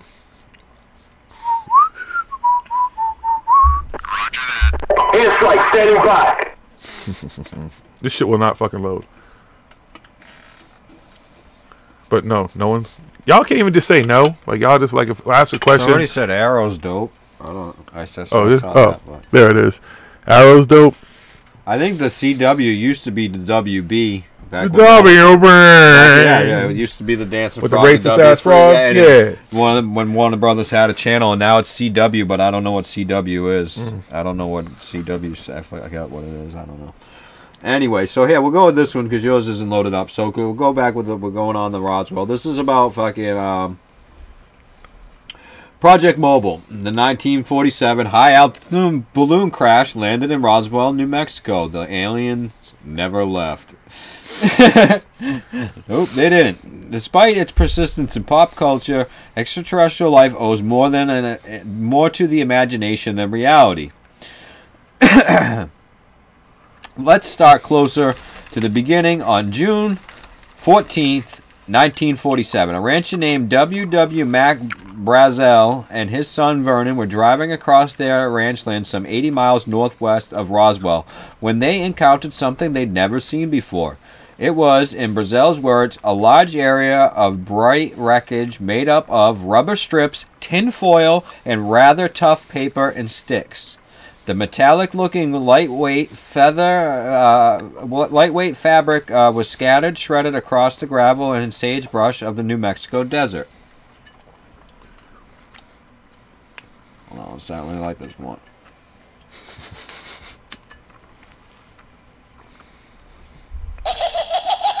Brazel didn't know what to do with the newfound items, or how they had landed on his property, so on July 4th, he collected all of the mysterious wreckage he could find. On July 7th, he drove it to Roswell, delivering the goods to Sheriff George Wilcox. Wilcox, too, was confounded. Seeking answers, he contacted Colonel Butch Blanchard, commander of the Roswell Army Airfield's 509th Composite Group, located just outside of town. Blanchard was stymied. Working his way up the chain of command, he decided to contact his superior, General Roger W. Ramsey, of the commander of the 8th Air Force in Fort Worth, Texas. Blanchard also sent Major Jesse Marcel, an intelligence officer from the base, to investigate more thoroughly. Accompanied by the sheriff in Brazil, Marcel returned to the site and collected all of the wreckage. As they tried to ascertain what the materials were, Marcel chose to make a public statement. On July 8th, Marcel's comments ran in the local newspaper, the Roswell Daily Record, alongside a headline stating, RAAF captures flying saucer on ranch in Roswell. The body of the story contained a dramatic, memorable sentence. The intelligence office of the 509th Bombardment Group at Roswell Army Airfield announced at noon today that the field had come in possession of a flying saucer.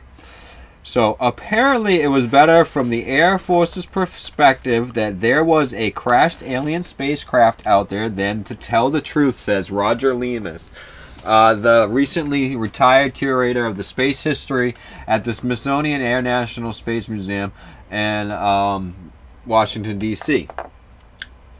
A flying saucer was easier to admit than Project Mogul. He adds with a chuckle in his voice, and with that we were off to the races. The alien story was born. It was after the close of World War II, at a time when the nuclear weapons cast a long shadow. Truth-telling was not a priority, and there were remarkably unusual events underscoring the situations at hand. Everywhere you looked in 1947, the global social and political chessboard was being redivided. The Soviet Union began to claim Eastern Europe nations for itself in a new post-war vacuum. Voice of America started broadcasting in Russia to Eastern Bloc, peddling the principles of the American democracy.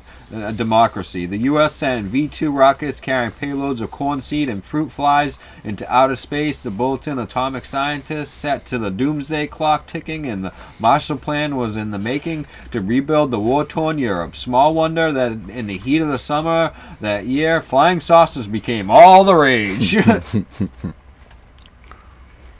On June 21st, Navy seaman Harold Dahl claimed to have seen 6 unidentified flying objects near Maury Island in Washington State, Puget Sound.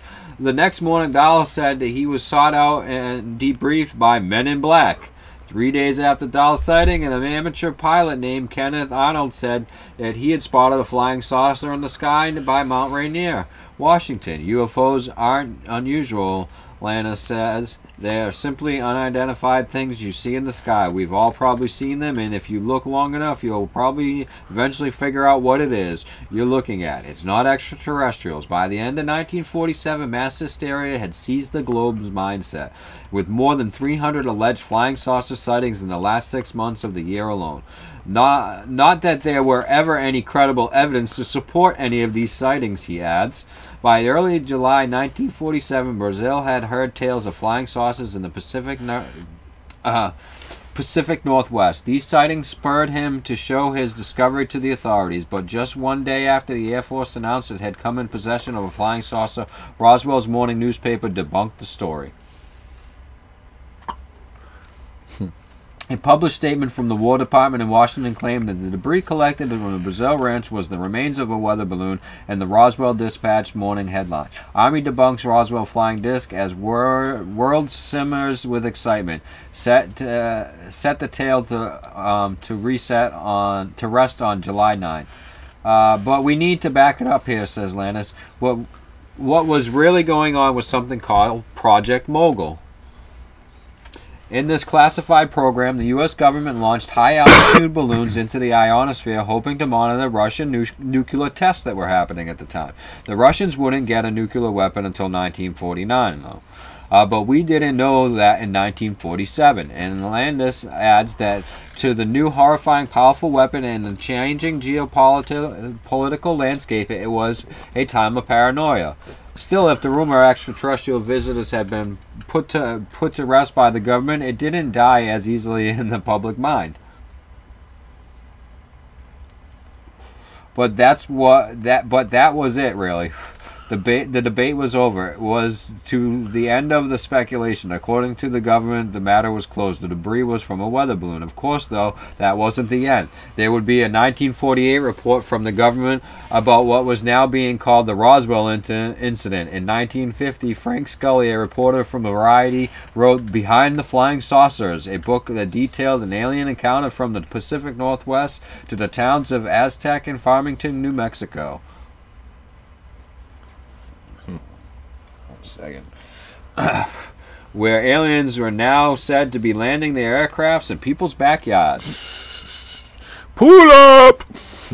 By then, the enthusiasm for flying saucers had spread everywhere, from Belgium, Russia, Japan. A rumor that had started as a convenient lie for the Air Force had become a distraction to the U.S. government, which had was now deep into its nuclear weapons monitoring projects. But there was no way the Air Force was going to admit it was doing what it was doing, Landis said.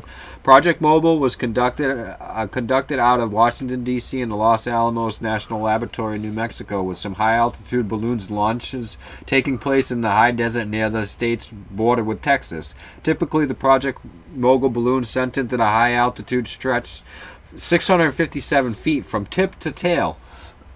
102 feet taller than the Washington Monument and twice as tall as the Statue of Liberty. As balloons rode on the upper jet streams towards Russia, the long tail equipped with different types of sensings and listening devices trailed behind. But obviously something happened to this one balloon.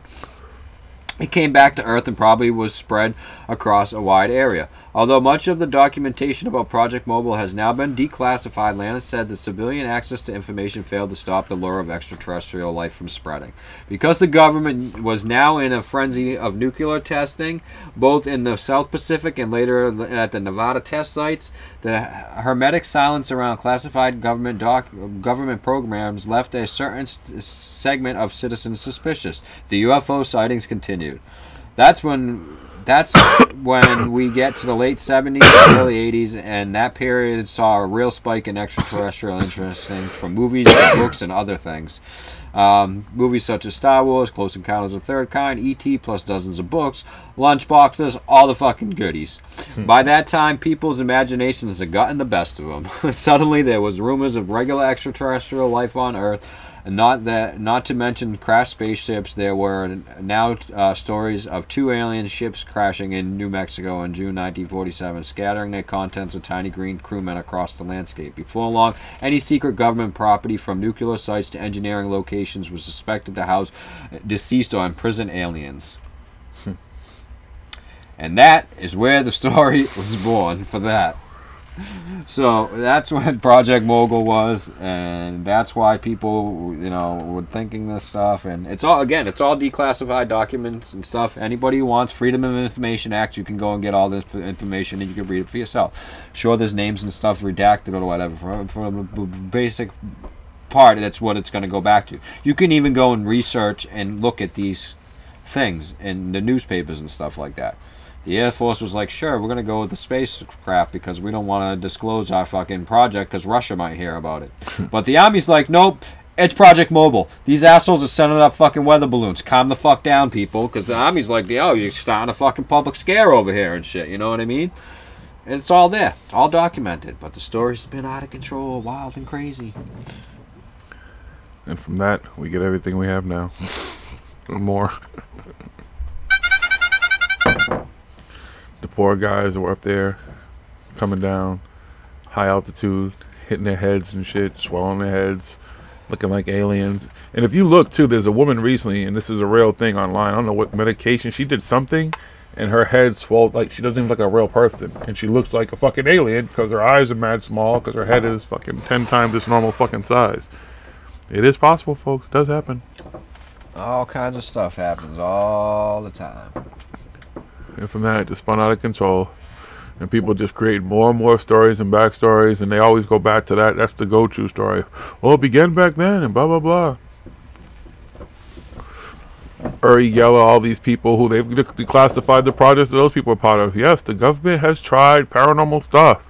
They're going to look at any advantage you could have. Exactly. That's what people don't understand. And the government is the people that are trying this stuff and they're doing this stuff. They're not getting the ideas from aliens and stuff. They're getting it from people here. A lot of these people that work in the government and everything, they're like you and me and everything like that. And the Army, the Navy, the fucking all these things, and the FBI and stuff like that. They're fucking people. If you work hard and stuff, you could go be in the FBI if you fucking wanted to and talk your crazy ideas and somebody be like, hey, come here. Come work on this project over here or some shit. Who the fuck knows? I mean, we know people. They've been on the show. We've been on the show. You've probably seen them on TV and stuff. That he's, you know, he's a very prominent scientist and stuff like that in his field. He knows all kinds of stuff and like that. And he just happens to get pulled off for government projects and stuff. Some of it he's been able to talk to and stuff that he's been involved with. Some of the solar programs. There's other stuff that he can't talk about. It's a government fucking program.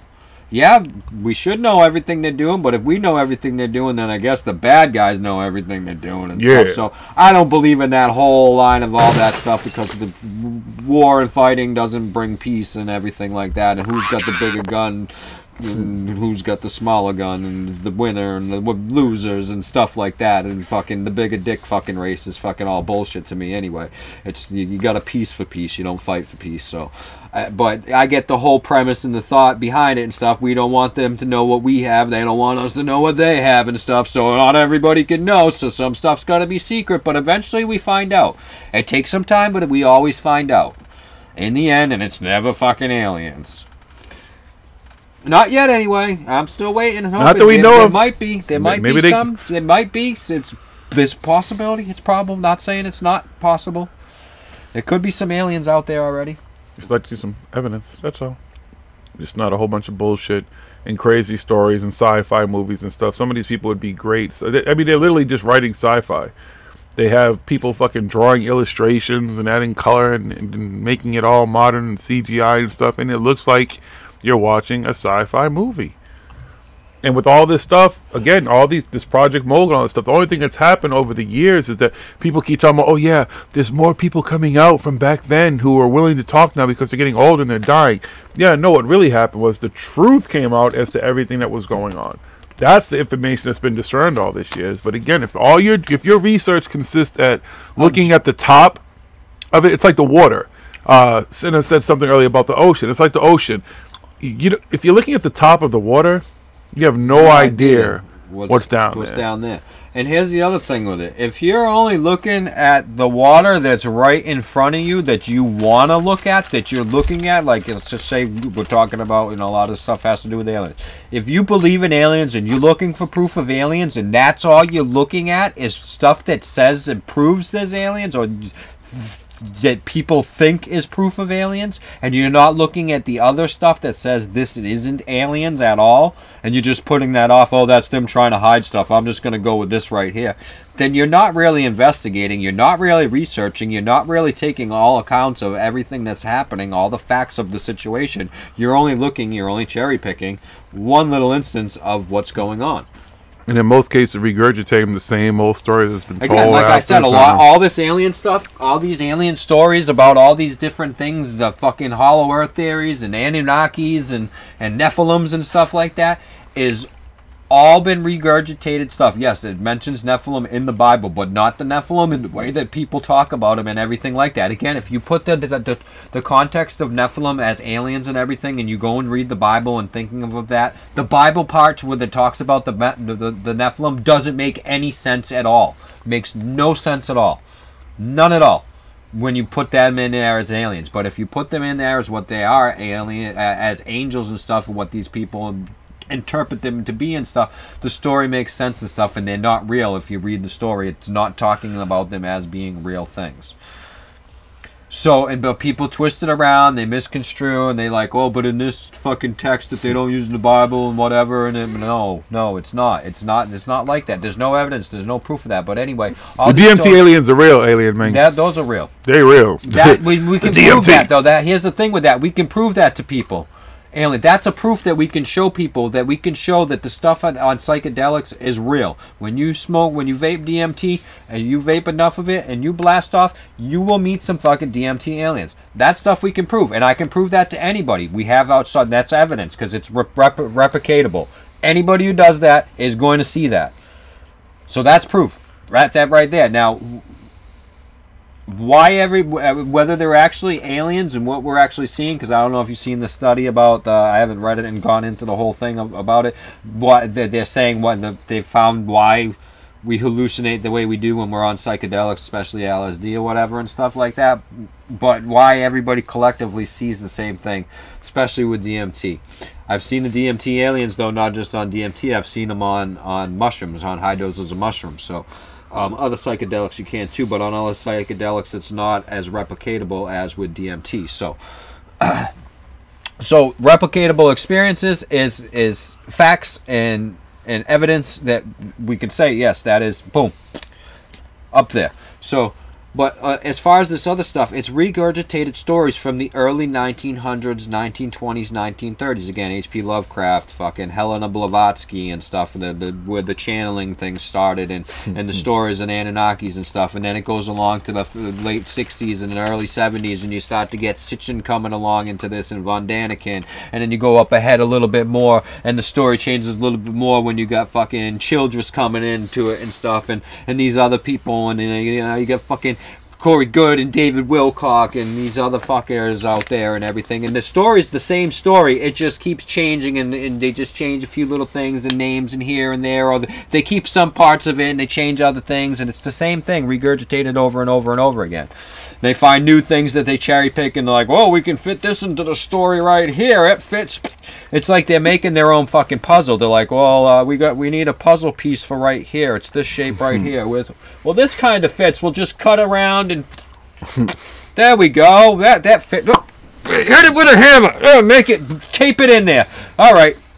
It fits. Look, the puzzle. It's coming together now. Disclosure, it's happening. Look at all these puzzle pieces. It's all taped up and shit. Pieces are bent and fucking crooked and stuff. It's like 75,000 different puzzle pieces, fucking from 75,000 different puzzles, all put together to make it look like, look, it's an alien. It actually works. You know those. You know when you take a whole bunch of photos and you put them together and you can make it into a photo, like a big photo of like you or whatever. You know, it's a whole bunch of little photos of you and stuff. Well, that's what they're doing. They're just taking a whole bunch of cherry picked puzzle pieces of here, and they're like, look, it's an alien, and they're making a photo like that, and it's like, no, it's not. I mean, I would love for it to be real. Hey, I fucking want it to be real. I believe, and it's like, but well, hold on. Make sure you say you want to believe the real shit, like not these no, I'm not some of this stuff. Okay, I believe it's even possible that we might be able to channel some fucking beings and stuff, but I don't believe any of this fucking shit that's anybody that's channeling or whatever. We just don't have any solid evidence that's happening or whatever. But there's Corey Good, yeah, right, because they still haven't channeled the fucking cure for cancer. There are some blue chicken fucking bird aliens somewhere in the universe, but they're not communicating with Corey Good and here to save the day and all that bullshit. Yes, they are. Remember, he was they regenerated him, and he was on Mars, and he was everywhere. No fucking proof of none of this shit. It sounds great. The stories sound really good. Prove it. You have, through all those experiences, through all that shit, not one piece of tangible evidence.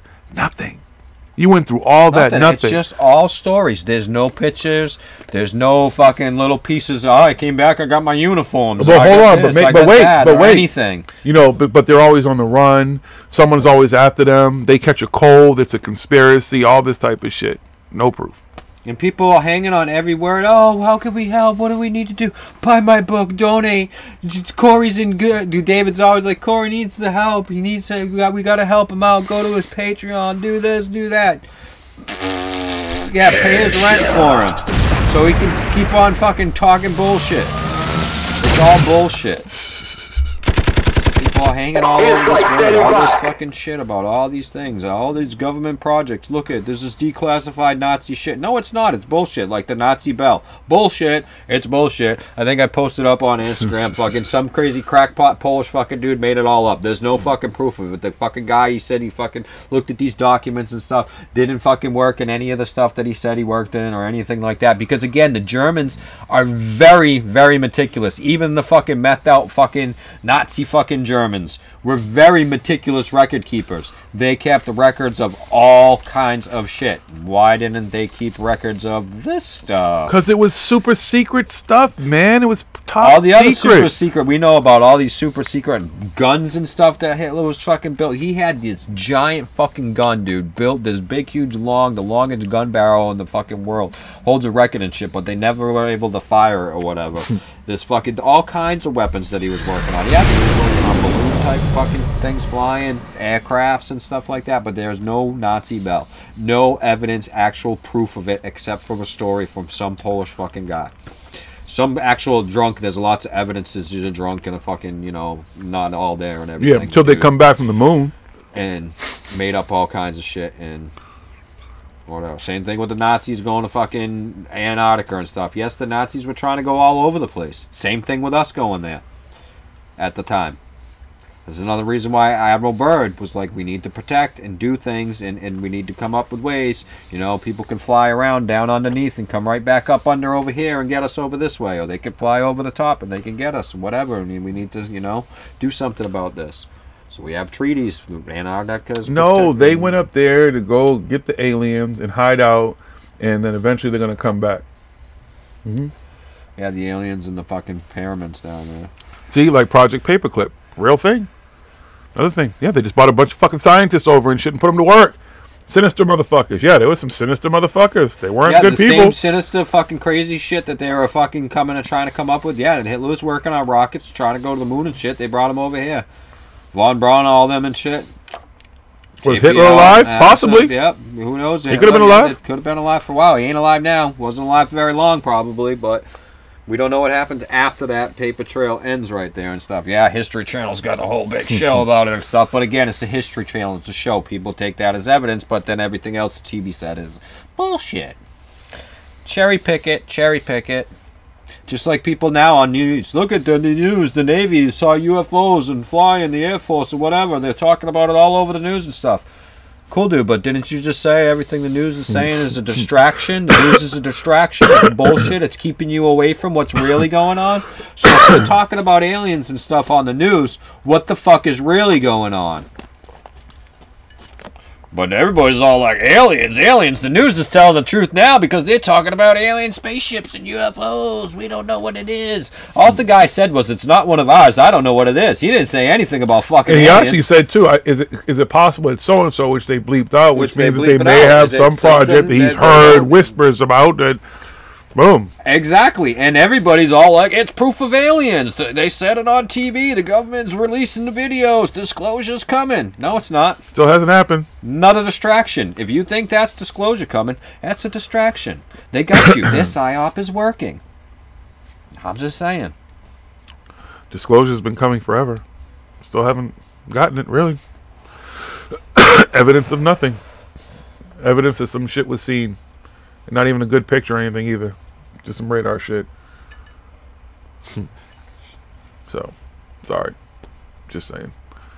Just done a lot of research, folks. That's all it is. It's not hating. It's not. It's just we're gonna. If you're gonna find the real, you got to get through the bullshit. You better be to cut through all that fucking bullshit to find out what's really going on. They could. The government could plausibly. It's plausible. They could have had, like, one of these things could have really been a crashed UFO. Or they could have been digging somewhere at one of these archaeological sites and found a fucking UFO or a fucking alien, and the government could be hiding it. But everything that we've seen out there to this date is all bullshit, all hoaxes, all made up stories to sell books, to sell movies, to sell whatever, to just to have the story to go. Disinformation, PSYOP shit. That's how we're doing a lot of stuff, and we're finding a lot of evidence that it comes back to these disinformations, these PSYOPs and stuff like that. CIA has openly admitted they've run PSYOPs like this before and shit like that. So if you think of it, all of it isn't even negative stuff. A lot of it is, even if you think about the science fiction that's come out of it, it makes you want to think about space. It makes you want to think what's out there. It makes and then look at, these are all ideas that come out, and now because we're actually doing these people, everybody's like, oh no, it's reversed engineering. No, it's reversed engineering of human thoughts. people, Isaac Asimov, and all these old sci-fi writers and stuff that wrote these crazy things about traveling through space and all that stuff and everything like that. These rockets and, you know, even the early sci-fi movies and stuff. They're all making that come true. It's all reality. Tesla's like, yeah, I love these books and stuff. I want to fucking fly around the fucking solar system and go to Mars and shit in spaceships. So I'm fucking building them. That's all he's done. He's took somebody's idea. All of his ideas, everything we have is his imagination. It's not reversed alien technology. If it was reversed alien technology, we would have been going to these fucking alien places by now and shit. We would have fucking been doing this shit already. But of course, yeah, people are going to say it's secret space programs and all that stuff. That's, again, there's no actual evidence of that stuff, anything. Yes, there's evidence that there's a black budget and the government spends money on some projects and stuff that they don't tell us about and everything like that, but there's no evidence that there's a fucking whole fleet of spaceships up there yet. There might be some of the black project that they're working on, and they're going to come out and they'll be like, look at this is part of our new stuff for the Space Force or whatever the fuck it is. But there's no evidence that there's an actual secret Space Force and then fucking Corey Good works for him and all this other shit. And here's the other thing, that with David Wilcox and Corey fucking Good and their story and everything. Okay, if there's a secret Space Force that was starting on Earth, it would have been started by the Cabal. The Cabal runs the secret Space Force and shit. So why the fuck would they let Corey do what he's doing, and why would they be helping to fucking save the everybody here on Earth from the fucking Cabal? So the Cabal's the one that controls the Earth. The Cabal's the one that would have created the secret Space Force through NASA and the other space agencies and stuff like that, and through the government, and funnels the money through the black fucking budgets and everything like that, and would have done all that bullshit with all that everything, and had the secret Space Force up there and doing their things with their aliens and everything like that. You know, nobody stops to fucking think about that fucking little kink in their whole entire story. Secret Space Force, alien chicken birds, fucking here to save us from the fucking evil, fucking satanic worshiping, fucking child molesting, fucking Cabal that runs the Earth, everything on Earth, from NASA to fucking TV to everything on the fucking Earth. So they didn't run the Secret Space Force that went up, and but there's supposed to be some breakaway thing, but the Cabal let all that happen, and it's just none of it's all bullshit. It's bullshit. It's a fucking story. Again, David Wilcox, new book's coming out this year. Go figure. All these people, but find out the rest of my new books. Come and see me. Pay all this money. Come and see me talking. Come to my lectures and everything else. Come and see me. Give us money. Buy my books and t-shirts and everything there. I'm telling you, if these dudes really had inside of fucking information and shit, and it was really that important and imperative, you just fucking go out there and fucking tell it. Don't just fucking get all these cryptic little messages. It's coming. The end game is near. We can't say it because then they'll know what's going on and everything. It's getting close. And then the time comes and like, well, they found out our plan, man, and so we couldn't do it, so we had to do this other thing, and it's coming, man. It's all just fish reeling them in. That's it. Hell yeah! Feeding them lines. It's a bunch of bullshit. That's all it is. It's all a bunch of fucking bullshit. Really good stories. Real shit. Give us the fucking real shit. You got the real shit. Give it to us. Stop with the fucking bullshit like the government does. Y'all just like them. You know, just like religions too. Again, brings us back there. It's like they're becoming a religious fucking cult. All these fucking things and stuff. Now, I'm not knocking all spirituality and spiritual awakening. This truth, there's evidence, all that stuff. Becoming more aware of what's going on, conscious of your thoughts and what's going on in the fucking universe and in the world and everybody around, peace and love and all that stuff. But when you stop buying into all this other fucking bullshit of all this fucking crazy shit happening and everything like that, things coming to save us and the Earth is going to be fine. Q, Anonymous. And Fifth Dimension and fucking Q's and fucking P's and all this other fucking shit. It's fucking... You know, the fifth dimension, we're raising to the fifth dimension, the Earth's going to be so beautiful and everything. No, it's not. Shut the fuck up and do something and save the goddamn fucking Earth. Stop fucking, it's all pacifying psyops. That's the psyop option of it. They're trying to pacify us, trying to just sit back and meditate and do this stuff, and then when we raise our vibrations, the Earth will be saved. Come on now. I'm all about raising vibrations and being more positive and shit like that, but it's not going to fucking raise the vibrations of the fucking Earth and save the Earth. You get off your ass and fucking actually do something to save the fucking Earth. Fucking recycle. Fucking stop using the fucking all this fucking shit that's killing the Earth that you fucking so fucking... Waiting on these saviors from space to waiting come on save aliens, you. the ones that are all like, I'm going home and waiting on all the aliens to come and I'm going to go home. Remember that Hellbop fucking cult? Wasn't the Hellbop comment? The motherfucker Yeah, said the Nike sneakers on or whatever. Home. Yeah, we're gonna drink the Kool-Aid, going home. Yeah, okay, right.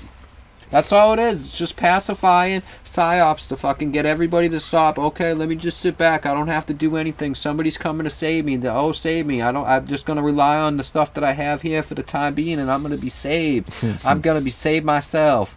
All this stuff, I'm gonna be saved. I'm gonna. Oh no, I just got cancer. I'm gonna be saved by the aliens. It's coming anytime now. David Wilcox said it. It's fucking Zachariah Stitchin said it too, and his predictions and all these things and all these people, everything. It's Nibiru's coming, man. Yeah, there's some stuff out there that can help you cure for cancer and stuff, but it's a lot of hard fucking work. It ain't no simple, easy fucking task to fucking do this shit and to cure yourself from diseases. That stuff's all possible and stuff, but a lot of this shit that people are peddling out there is fucking bullshit. Stop fucking believing in fucking bullshit. Again, it comes back. These are government fucking psyop projects that everybody's fucking believing in and stuff like that. And when you actually do the research, you're like, holy fuck. What the fuck? Again, I used to fucking really believe and thought a lot of this stuff was real evidence. And I was like, yeah, this stuff is all fucking real right here and stuff. But as we dig more and more into it, and I go back into these stories, and I look more, and I read into it, and you read some of it, and you're looking at it, and you're like, wait a second. Doesn't make sense. And you scroll back up again, and you're like, no. And you scroll down, and you're like, I guess. Again, and you're like, I guess it fits together. It's like taking a puzzle, a whole bunch of puzzles, and just throwing them down and just putting all the random puzzles together into one big puzzle with a bunch of pieces that don't fit the fucking together. And they're like, aliens! Oh, it's Bigfoot! All these blurry pictures, it's Bigfoot! Fucking whatever the fucking story is. You know? All this stuff, okay? With ancient astronaut stuff. There's a lot of evidence that the cultures knew each other. And that stuff we were around before and were building stuff before that. But there is no evidence that it was aliens. None of these people are talking about aliens in any of their stuff that people say they're talking about aliens, or none of this stuff that carvings and pictures is not aliens once you know the cultures of these people and the other artwork that these people did at the time. And the way that they talked, and the way that they thought, and the way that they did stuff. When you study all aspects of that, but they're just studying, we're just looking for Little ancient pieces. astronauts.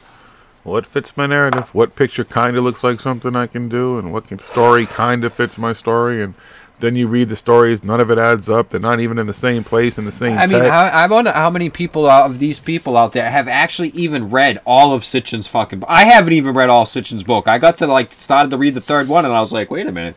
I felt like I was like a fucking, like a 10-year-old kid again, reading fucking Hardy Boys and Choose Your Own Adventures and shit. I'm like, this is just a series of storybooks. I'm like, this isn't fucking evidence of anything. And I started to look into what he was talking about. And I stopped believing in all his shit, too, a long time ago. Same thing with David Wilcox.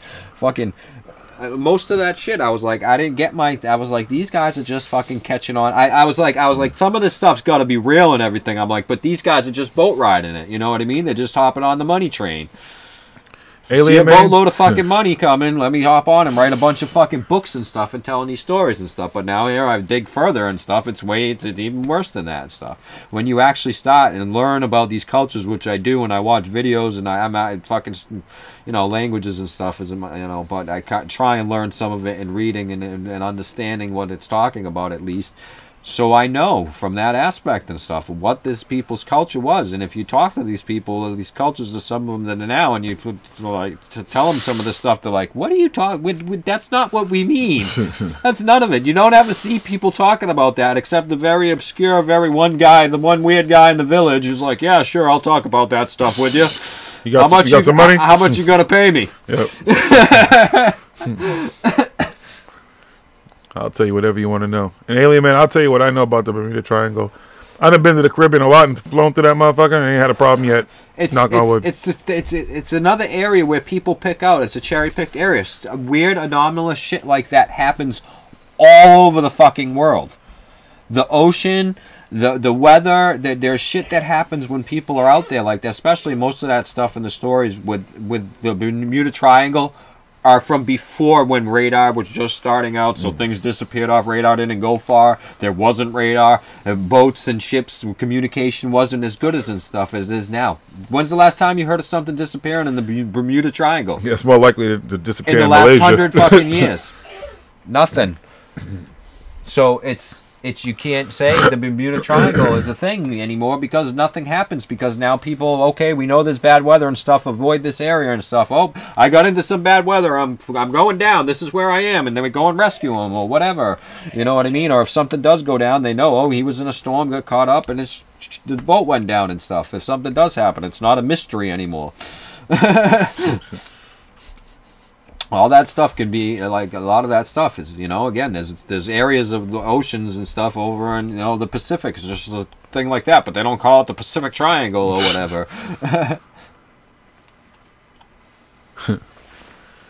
Yeah, I mean, we used to read the story, but again, nothing new, nothing. I've flown through that motherfucker a bunch of times. We've talked about the Bermuda Triangle and kind of like debunked it, if you want to call it, or said stuff about it a long time ago. I mean, plausible, there could be some anomaly underneath the ground that maybe throws off things, but again, there's no new stories, nothing has happened, no crazy stories have come out of there in fucking 50 years, 60 years, 70 years. I mean, since technologies that were going on at that time were new, started to get better. You know, people were just flying more and stuff and doing things, and ships and stuff were, you know, safe as they are now. Better navigation now, GPS. I mean, there's a whole, off the coast of fucking North Carolina, even off the coast of the Cape, there's a whole ship graveyards of fucking old ships and stuff like that crashed coming here, and they didn't have no navigation and shit. Oh, I see some land over there. Oh, shit, there's fucking land right here, too, and their ship's just sinking, and they die, but nobody calls it the Cape Cod Triangle. Shit, they found a fucking ship, an old ship in Southie. Yeah, they used it as fucking to bury it, to build the fucking all that shit down there. That's what it was. They just threw all kinds of trash. A lot of people don't realize these cities along, especially Boston and stuff, they just buried, they just threw all landfill shit. They just covered up, threw a bunch of shit in the ground to cover it, pushed it in, made it fucking bigger than what it was. Got rid of rivers and lakes and fucking the coastline, and so. I mean, it could be something to do with magnetic navigation, something that just throws you off, but it doesn't necessarily. Yeah, it's the stories. Yeah, the pictures of the divers of the ruins and stuff. They're not actually in the Bermuda Triangle and the cities and stuff like that. There's nothing. Those are pictures from other like dive sites and stuff. It's all been, like I said, if you really start to look into the stuff and who took the photos and where it comes from, and not just the random stories where you find about this stuff on the internet, like where the photo really came from and stuff like that. For a lot of these things, there's not actually anything underneath there or anything. Like I said, there could be some type of magnetic thing going on there, but why hasn't anything happened in the last, 50, 60, 70 years that's could be accredited to a Bermuda Triangle thing, since radar and radio communications and all this stuff have gotten better and everything like that? It doesn't happen anymore. Shipwrecks, you know what I mean? Like, stupid shit happens, like because the fucking captain's drunk and he fucking, you know what I mean? But we know why that happens. It's not anomalous like the fucking Costa Concordia or whatever it is over there, and fucking things fucking sinking ships and stuff. The fucking captain's drunk, or he's banging some broad instead of paying attention to where the fuck he's going. Showing off and shit. Yeah. Look what I can do. Yeah, look at my boat. Check this out, baby. Yo, yeah, why don't you make this boat drift? Why don't you come down here and bomb on this? He's like, whoa, oh shit, some rocks, you know? But so, yeah, I mean, there's nothing that we can say that's happening down there nowadays that we could say. It's just old stories, and none of that happens now because we have technologies and shit to help us out and guide us through. So, again, like a lot of this stuff, once you look into it and you understand, okay, that area at that point in time, especially because we didn't know what was going on with weather fucking 70 years ago, 80, 90, 100 years ago, you know what I mean? Right. Going ships and stuff, and we're trying to fly planes through these areas of the fucking world where nobody's flown planes before, because all this plane shit's new technologies and stuff that's happening, so planes are disappearing out there in the middle of the ocean. Yeah, go out in the Bermuda fucking Triangle area and look for a plane that crashed into the ocean. Good luck. We find stuff now. I mean, there's people out there that look for this stuff and they find these shipwrecks and stuff now, but I mean, back then, they're like, they gave up after a couple, I don't see nothing. They can't find Jimmy Hoffa. Yeah, there's all kinds of stuff. People think everything's fucking aliens. Again, there's no actual evidence. Well, not even just aliens, and they try to say it was Atlantis and the gold dish.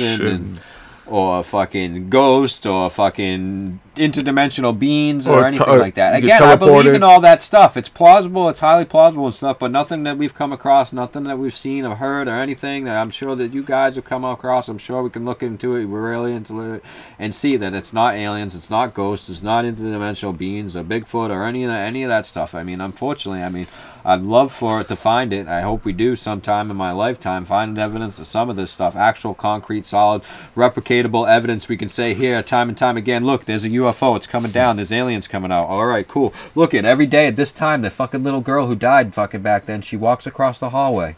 Look at that. Everybody sees it. Everybody in the video. We see it. Bigfoot, here he comes. He's coming down. He loves fucking blueberry bagels. Give him some blueberry bagels, everybody. Bigfoot, here we go. All right, you know what I mean? Hold on, let me channel some interdimensional beings. Oh, here comes Ron, Thoth. There they are. Everybody sees them. You all look. There we go. Blue chicken birds. Time regression. I'm time traveling. Watch out for the paradoxes, though. And we can all join the super secret space program. Nothing. When I see that, yeah, like I said, I will believe the wildest, craziest, most fucking incredible, imaginative fucking thing you can ever come up with, as long as you have the fucking evidence to back it up. I do. I was laying in my bed one night, and as I laid there, these beings appeared before me. Oh, dude, I believe you. And they had dreads, and they had this thing. Now, if you know me for years, I didn't smoke marijuana. Everybody who knows me knows this, and this is a truth. This is fact. So this is after my brain surgery. They came to me, and they gave me this space weed, and they told me to smoke it. And once I smoke it, I could communicate with them. And then they showed me everything, and they showed me their planet, and their planet is called Rastafari. Yeah. Because they're the Rastafarians. That's their planet, Rastafari. Yeah. And on their planet, it's made of marijuana. And they got psychedelics everywhere, like magic mushrooms and everything and stuff. DMT, like you go up to these, like they got these special plants that you go up to them, and they have like their fucking things are like it's like a glass pipe and shit, right? And you can smoke DMT straight from the tree. And when you jump in the water, there's actually rivers and stuff. Some that have like LSD in them, some have mushrooms, some have it's an incredible place. But they showed it to me and everything like that. And they told me that if I can get every human being to smoke weed and do psychedelics, that we could transcend. They didn't say it, so they said transcend to that motherfucker. We could go there. Okay. And you're gonna tell us more about it in your new book coming out? Yeah, I'm gonna write a book. Yes. Yeah. I think I'm gonna have to. So you guys want to find more about this and how to make it all happen? You're gonna have to get Jiggy's book coming out. But I'm gonna have to start a GoFundMe. It's coming out at Christmas time. It's going to be a great idea. Get one for yourself. Get one for the kids, the wife, the kids, the whole family. You know, get everybody. It's a great gift to get everybody. Let everybody know about the Rastafarians and how we can save everybody by doing psychedelics, smoking weed, and we're gonna get a big huge cloud and we're just gonna float away. To No, they got a big ass ship, and the ship comes down, and the ship don't look that big. It's cloaked with the clouds, right? But it comes down, and we can every human being, all billions of us, could fit in this one ship. Wow! I mean, that's going to be a great book. I can't wait. I can't wait to read all about the evidences in your book. You guys are going to buy that book, right? I'm gonna have to start doing like live stuff when I'm channeling them. Yeah, I mean, you got to help out, buy the book and stuff, so we can, we gotta pay our insiders rents and stuff. Well, not even just that, because I'm gonna have to smoke a lot more weed. Yeah, channel them constantly. So have to need to go because they got a lot more messages and stuff. Tons of messages coming out. We got a whole book series. We're gonna start. We're gonna do tours, a whole book tour. We're gonna be out there. We're gonna be doing all the cons. We're gonna do the whole thing. You know, so help us out. We got a Patreon we're opening up now. Send money. We got GoFundMe. We got a GoFundMe because we had some incidents here. Real crazy synchronicities. Oh, but wait, too, and that I can't really be seen in public either because they're probably gonna try to take me out because the evil cabal knows that my Rastafarians are good, and they're going against the evil. Man, whatever. Enough of that bullshit. Find out in the story when we come out with the books. Yeah. It'll be a series of books. A whole series, you know. Choose your own adventure. And it gets even crazier, folks. That's what's Choose your own truth. Yo, Sinner, if you ever get a chance, I don't know if you've heard of this dude, go look up Damon T. Berry. And unfortunately, we actually did waste the time to watch all 8 of his original fucking videos. And what this dude is doing now is probably funnier than anything I have seen anybody do, including the people we've spoken about already tonight. Because I hate saying their names over and over again. I feel like, I don't know, just fucking we got Damon T. Berry, everybody. You want to get a good laugh, you want to see some funny shit, go and look into Damon T. Berry and the stuff that he puts up, and especially his new podcast that he's just started, and listen to his podcast and what he says in his podcast. And he had some great videos. Hilarious. But listen, there was some great fucking first, and like the thing about seeing shit from space, whatever, blah, blah, blah, whatever. No, again, with a lot of these guys we talked about, it's at 25-75. 25% they got some truth to it. 75% they're just blowing fucking smoke up our asses. Just blowing smoke. That's it. But 25%, you know, because I mean, some of the stuff, Corey Good, Dave Wilcox, some of these other people, eat good, be healthy, you know what I mean, treat each other right, we come together, love, peace, you know what I mean. Same thing with some of the information that, you know, some of the stuff they put out on news sites, whatever, you know. There's a little bit of it. It can be a little credible stuff. They put it. That's how they keep themselves on the thing, whatever. Same thing with Damon T. Berry. His series, The Knowledge of Forever Time. It's a really good, well put together series, movie, whatever, the documentary, whatever you want to call it, because again, it's 25% of it. There's some actual factual, really cool stuff in there, awesome shit in there. But then you listen to the rest of it, and you're like, what the fuck? What the fuck is this bullshit? And it's fucking ridiculous, and the stuff that he's coming out with now is just absolutely. We'll let you guys go and listen and stuff. Maybe we'll do a show. We'll talk a little bit more about Damon P. Berry next week or the week, you know, coming up. But it's fucking hilarious. Get your fucking bongs, your pipes, your fucking blunts, your joints, whatever. Get high. Watch Damon T. Berry. Yeah. Especially now. Oh Lord. There's just way too many fucking charlatans out here, folks. I'm sorry. And people are eating it up, buying it up. How can we help you? What can we do? Oh God, you gotta hear it. I lived the worst life ever. Oh man, I really wish I was a dishonest type of person. I mean, I would be a fucking millionaire right now. The shit that we could come up with, the stuff we could do, like people say to you, be a preacher. Be a preacher. You know, and people have said, storytelling. I'll tell you the story about the Rastafarians. Tell some stories, right? Do some stuff. Yeah, I could, you know, but I don't want to. That's why I do this shit here, basically for free, and talk to you and tell you guys. That's why, you know what I mean? I'm not selling you guys shit. Find information, and I'm giving it to you for free. You want take it or not? You want to believe what I'm saying? You can go and I'll give you sources. You can go and look it up. You can find it. You can go a lot of the stuff you can find in an actual library, because people are like, oh, don't trust the internet, but the internet's the same thing as a library. Everything else, you know what I mean? It's just a source of the internet is. You just need to try. Don't trust all the sources on the internet as much of what it be like and everything like that. You got, you know what I mean? If they're not listing sources and where they're getting their stuff, then they're bullshit, blowing smoke up your ass.